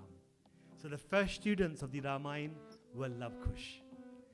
Valmiki Rishi, having taught Lava Kush the Ramayana, 12 years later, long story short, when Lord Ram had agreed to conduct the Ashwamedha Yajna, at that point, Valmiki Rishi was invited to come and participate in the Yajna. Valmiki Rishi told Lava Kush that there is a concept called Sankirtan. Sankirtan is where with instruments you sing the names of God. The first people to ever go on the streets to do Sankirtan was Lava Kush. Valmiki Rishi said, walk around Ayodhya, up to the gates of Lord Ram's palace, and on your veena sing the verses of the Ramayana. Lord Ram happened to have heard these two boys singing these beautiful bhajans, the verse of the Ramayana. Ram said to Love Kush, please come in the evenings and recite this beautiful composition that you are singing on the streets. Love Kush, it's a very long story in just a few words. Love Kush then began to recite from beginning to end the Valmiki Ramayana in the assembly of the Ashwamedh Yajna. Day in, day out, Ram, thousands of his citizens, his brothers, Divanar Sena, Vibhishan, everyone was there. And they sat to listen to Valmiki Ramayana, and then there was a part where Love Kush recited the story of the birth of the two sons of Lord Ram. Then Lord Ram said, what is this? Who are these two children? I have no children. Who wrote this book? Who wrote this poem that you are reciting? And then Love Kush said, our Guru is Maharishi Valmiki. He instructed us to recite this story of yours. Whatever is in here is the truth. This is all we know. Lord Ram was not satisfied. He said, go and ask your preceptor to come here tomorrow and testify that the words in the Valmiki Ramayana that I have two sons is true. How can I accept the words of anyone? Anyone can claim to be my sons and become the next heir to the throne. Ask Valmiki Rishi to come next day and testify. In fact, ask Sita to also come and testify. Because if what Maharishi Valmiki is saying is truthful, Sita needs to validate this. Because my citizens and I cannot accept anyone as the heirs to the throne of Ayodhya just because one book says so. Love Kush went back, told Maharishi Valmiki. Maharishi Valmiki explained to Sita, it is your duty to carry out the orders of our king. The very next morning, tens and thousands of individuals came to witness the arrival of Sita back to Ayodhya. Maharishi Valmiki, he walked in the assembly in the middle path, approaching the Simhasan of Lord Ramchandra, and behind Maharishi Valmiki was Sita. Valmiki Rishi describes in the same way that the Vedas follow the Lord, Sita was following Valmiki, approaching Lord Ram once again. At this point, Valmiki Rishi said, before Sita testifies to the truth that I have written in the Ramayana, O Ram, listen very carefully. These are the twin brothers. These twin brothers are your sons. Prachetasaham dashamaha. I am the 10th Pracheta. Putro Raghavanandana, my son Ram. I am the 10th son of the Prachetas. Far from speaking untruths, it does not even appear in my mind. I therefore know the truth that these twins are your sons. I have performed tapasya for many thousands of years. Ram, in the presence of everybody here, I take oath before you that if Sita is touched by any sin, I shall not reap the results of my devotional services that I have conducted for tens and thousands of years. Ram, I, Valmiki, the 10th Pracheta, have never committed a crime in my mind, body and speech. At that time, in Satyug, there was a very special wind. It's nothing like we get in the UK. All right? There is a celestial wind which used to blow on earth. The celestial wind of Satyug began to blow in the assembly of Ayodhya. At that time, Ram said to Maharishi Valmiki, as the 10th Pracheta, I have no doubt in your words. But my citizens and my entourage, they will want Sita to testify herself, by which we can all accept Lavan Kush as Yuvraj of Ayodhya. Then Sita, with her head covered, hiding herself in herself. This is what Valmiki Ramayana explains. She then spoke the following words, by which nobody ever will question her again. Please respond with me. Yataham Raghava Dhanyam Manasapi Nachintaye Tatha me Madhavi Devi Vivaram Dhatum Arhati. Sita said, if I have never thought of any person in my mind but Ram, then may Goddess Earth grant me space in her womb. Manasa, Karmana, Vacha, Yatha, Ramam, Samarchaye, Tatha me Madhavi Devi, Vivaram, Dhatumarhati. If my mind, body and words, I have always honored Ram only, then may Goddess Earth grant me space in her womb. Yathaitat Satyam Uktam me Vedmi Ramat Param Nacha Tatha me Madhavi Devi Vivaram Dhatum Arhati. If everything that I have done in my life is righteous, if I have never ever committed any sin in my life, and that I have never ever known anyone but Ram, then may Goddess Earth grant me space in her womb. At that time, the earth began to shake. The center assembly of Ayodhya split into two. The hissing of serpents began. From the grounds of Ayodhya assembly, beautiful serpents arose.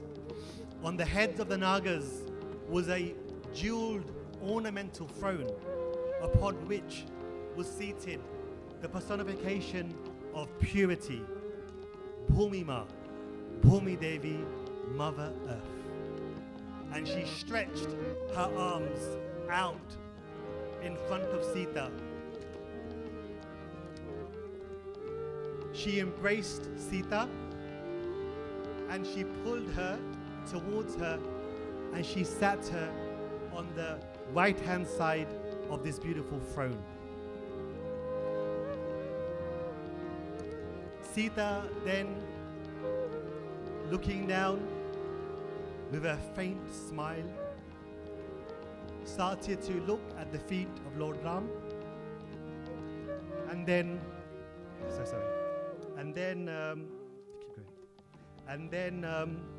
Sita then, she entered, I'm very sorry. Sita then entered the earth with Bhumi Mata, and at that point, Lord Ram, he said to Mother Earth, this world doesn't know how to respect Sita. Therefore, take me with you. You can play the flute? You can play the flute?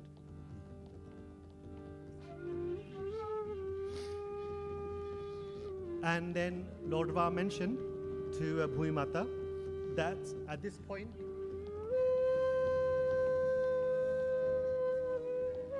take me with you on this throne, because I have lived many years from Sita, but I cannot do any longer. And therefore you should take me with you on this throne. Bhumi Mata began to ignore Lord Ramchandra, and then what happened was Lord Ramchandra, he began to vent his anger, and he said to Bhumi Mata, Why are you not listening to me? There is enough space on the throne for me as well. Take me. I was meant to be here for 10,000 years, but I don't wish to live another moment without Sita. And if you don't take me on this throne, then my beautiful lotus red eyes, for the first time ever, will become black. Ram will be standing in Ayodhya in the presence of all of his friends and family with black eyes. My black eyes will turn to coal. The coal in my eyes will become heated beyond the point of any form of Agni ever manifested. The coal in my eyes will drip tears on the floor of Ayodhya, and the entire earth shall perish forever. There will be no Dwapar Yug, there will be no Kali Yug, there will be no planet Earth. If you do not take me with you, I will make sure that Earth is devastated. There will be no planet Earth ever. And then Lord Ramchandra, while saying these words, he began to dilate his eyes, and everyone saw for the first time the black eyes of Lord Ramchandra. At that point, Lord Brahma and Lord Shiva appeared. I'm very sorry, please forgive me. At that time, Lord Brahma and Lord Shiva appeared, and they said to Lord Ram, please remember yourself as Lord Krishna. Please have peace and tolerance. Your pastimes have not yet been wrapped up. Please, my Lord, do not destroy planet Earth. This is the time where Sita needs to go back to Mother Earth, having come from her. And this is the safest space for Sita.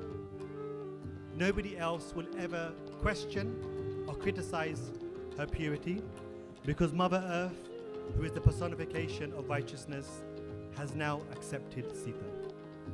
Love Kush are your sons. You should make them the crown prince of Ayodhya. Valmiki Rishi in the Ramayana has written an extra section called the Uttarakhand. In the Uttarakhand, he has spoken all about your future. Please, Lord Ram, at this point, you should only focus and listen to the sounds of Valmiki Ramayana. If you hear the Valmiki Ramayana, you'll be satisfied hearing the pastimes of your devotees. The rishis here also desire to hear your pastimes written by Maharishi Valmiki. Therefore, Lord Ram, please be peaceful and return to your controlled state. At that point, Lord Ramchandra became calm. He sat back on his throne. He bowed to Mother Earth. He took the dust from the feet of Sita that was left behind.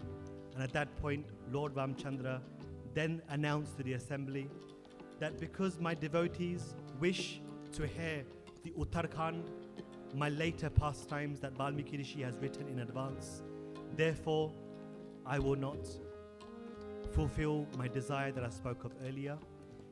From tomorrow morning, everybody please assemble so we can hear my future that has been written in the Uttarakhand of the Valmiki Ramayana. Maharishi Valmiki then spent day in, day out with Love Kush reciting the Uttarakhand of the Valmiki Ramayana, by which Lord Ramchandra gained peace. Love Kush became the crown princes of Ayodhya.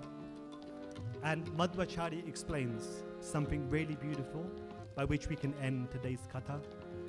Madhvacharya explains, Drishti Marga Gama Pahaya Sastita, that after Mother Sita entered earth, she then appeared and lived with Lord Ram in an invisible form forever. Sita was unable to keep away from Lord Ram, so despite entering Mother Earth, she came back in an invisible form as she lived every day with Lord Ram in Ayodhya in her invisible form. Jai Shri Ramachandra Bhagavan ki jai. Jai Shri Sita Maiya ki jai. Please forgive me.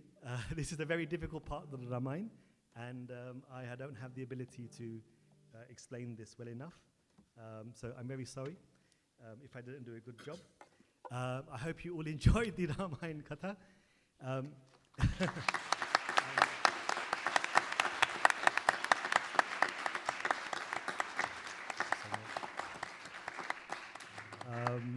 I think you require better people to give Ramayana Katha, people who can do this in a better way.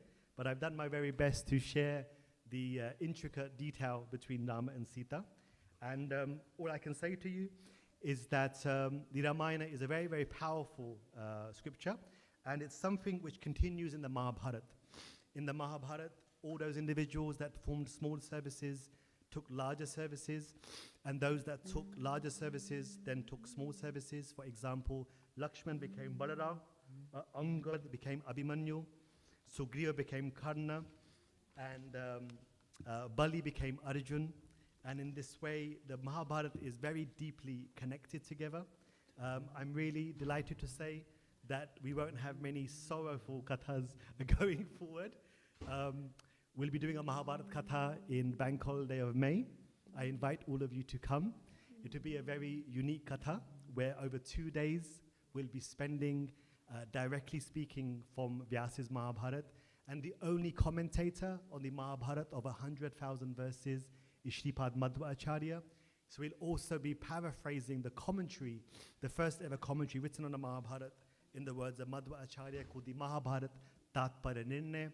In the commentary of the Mahabharata, you'll be able to hear some of the very, very deep reasons as to how Draupadi manifested. Vedavati, having entered the sacred fire, she asked the Lord, I wish to be born again so I can continue on my services. And Vedavati came back from the fire as Draupadi. And as Draupadi, she became the very close associate of Lord Shri Krishna. And Draupadi helped to establish Dharma in the Mahabharata Katha, along with Bhima, Arjun, etc. And you'll find that people who worshipped Sita, like Trijata was the Rakshasi who honored and looked after Sita in Ashokavatika. She was benedicted to come back as the sister of Lord Shri Krishna, named Subhadra. And in this way, you're going to find a beautiful interlink between the Ramayana and the Mahabharata. So please do attend, if possible, during the bank holiday of May. I would like to thank our musicians here who have performed so well. Firstly, Sunit on the tabla, Prema Siketan Prabhu on the flute, Vignesh ji, who's actually from Lanka, Haribol! Haribol! As our main singer, and lovely Tanushri Shri Radha, who sang so well. And of course, our dear friend Shamsun on the kartas, and Pranav ji, who also joined us in this katha. Thank you so much. I hope you enjoyed. Please once again forgive me for not being able to correctly recite the end part of the katha. I did my best, but I don't have such a strong heart. I'll come back stronger to recite such difficult kathas. Please forgive me for my mistakes in this katha, and thank you all so very, very much. I hope this katha allows us to build a relationship further with Mother Sita here at Bhaktivedanta Manor, and I wish you all the very, very best. Thank you all so much. Jai Shri Ramachandra Bhagwan ki jai. Jai Shri Sita Maiya ki jai. Srila Prabhupada ki jai. Nitai Gauda Paramanandi. Hari Hari Bol. Thank you so much. Jai.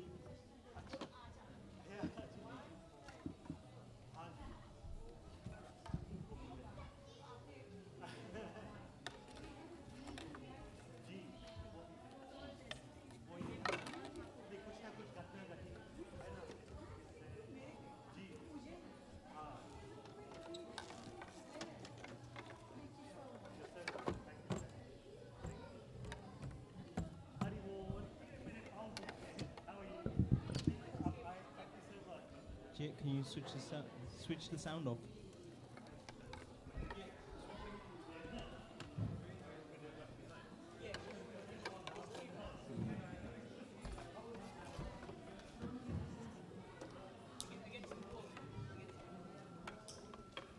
Cut the sound.